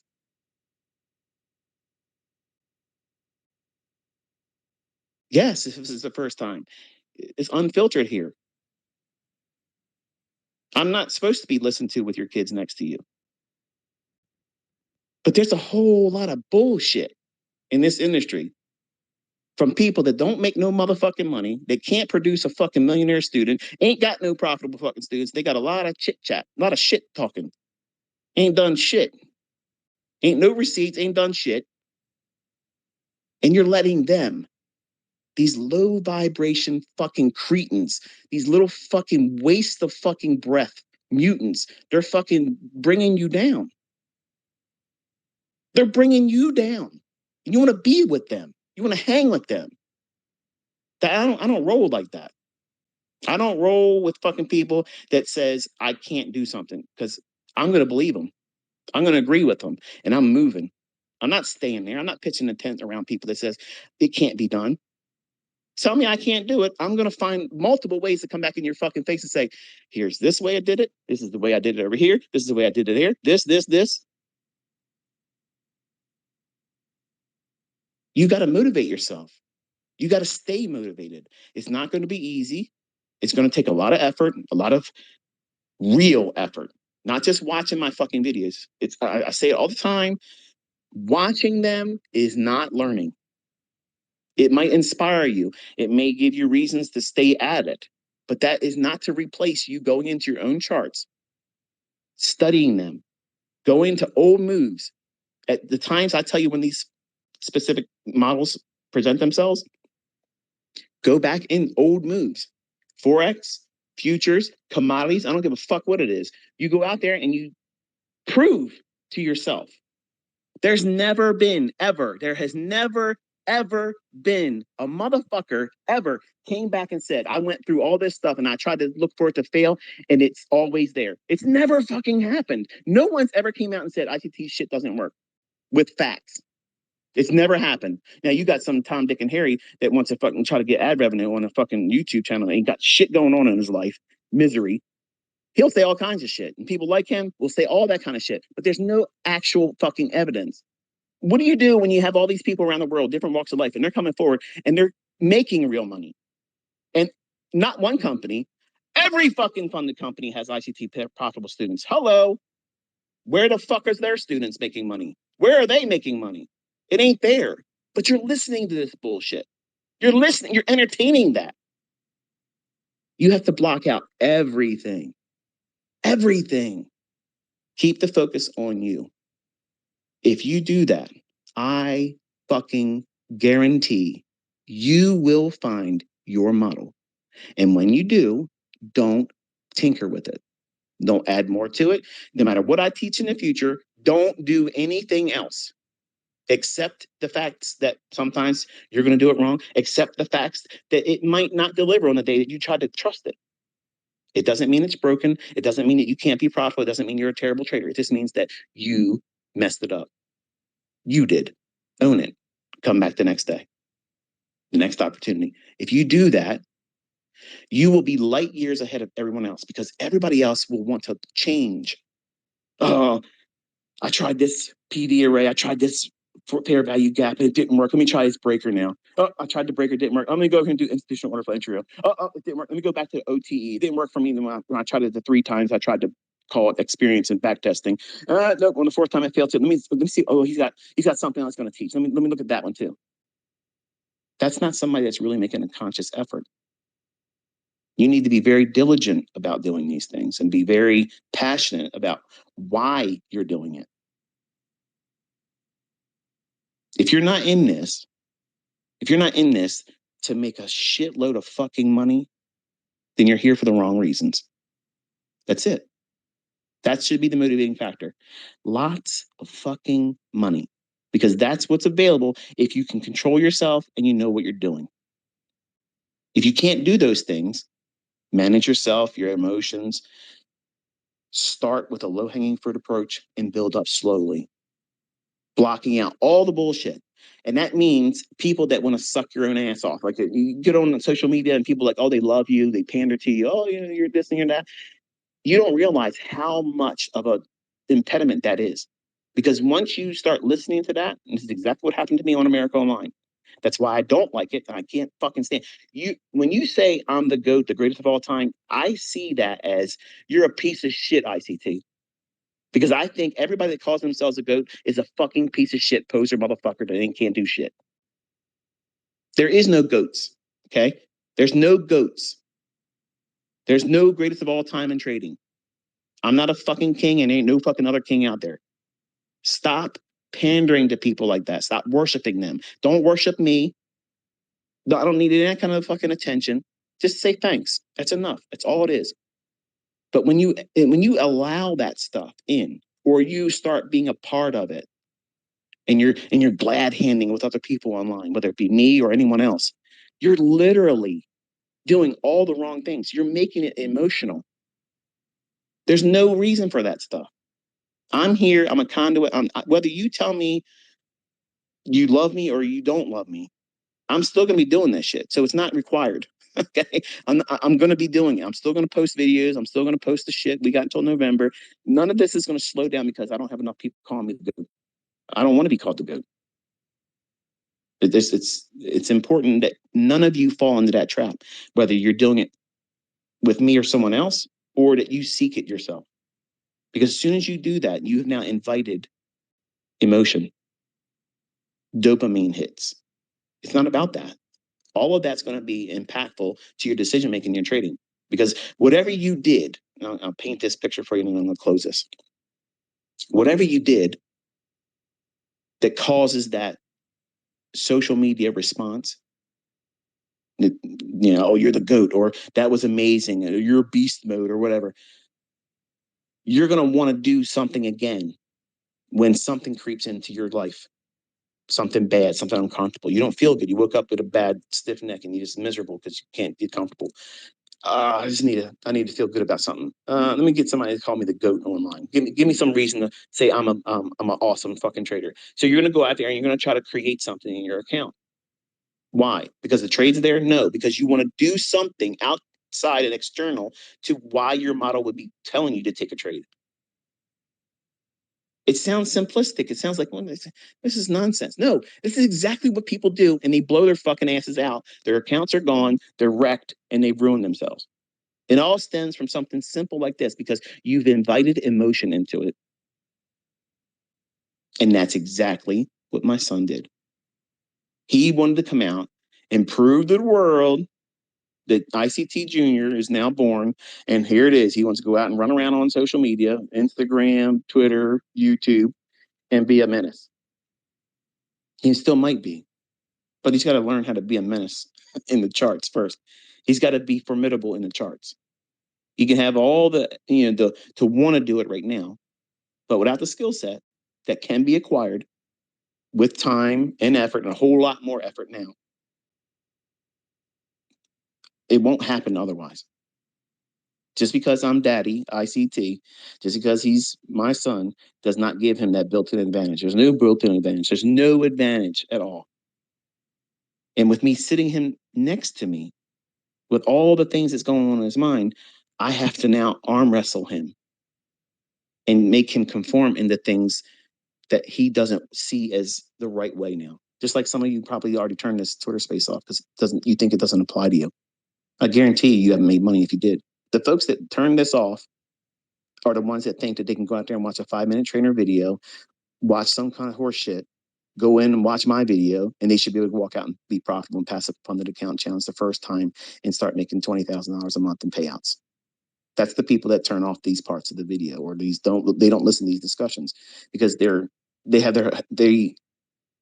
their own head up their own ass. They can't see where they're at. They don't know the lay of the land. They've never been there before, and they believe the bullshit that's online. So, yes, it's difficult. Yes, it's intimidating in the beginning, but you have to have this approach that you're not going to stop. Nothing is going to deter you. Nothing's going to talk you out of it, you or someone else. And you have to guard your mind. Every single one of my profitable students will tell you the same thing. They have to at least cancel the influence of other people that says they can't do it, whether it's their friends or family, the coworkers, or people online that know them, or they completely cut it all off. That's not a cult. That's someone that's secluding themselves for intimate study. If you ever went to college and you were studying for your final exams, did you go and just study in a public space where there's a lot of noise and people can talk to you and do that at work? No, it would be unprofitable. It meant something to you. You had to put a lot of effort into that. Well, this is much worse than that because it's you. You are in the way. What you think you should be able to do, what you're afraid of, what's going to happen to you, what happens if this happens, what happens. You're worried about things that aren't there yet.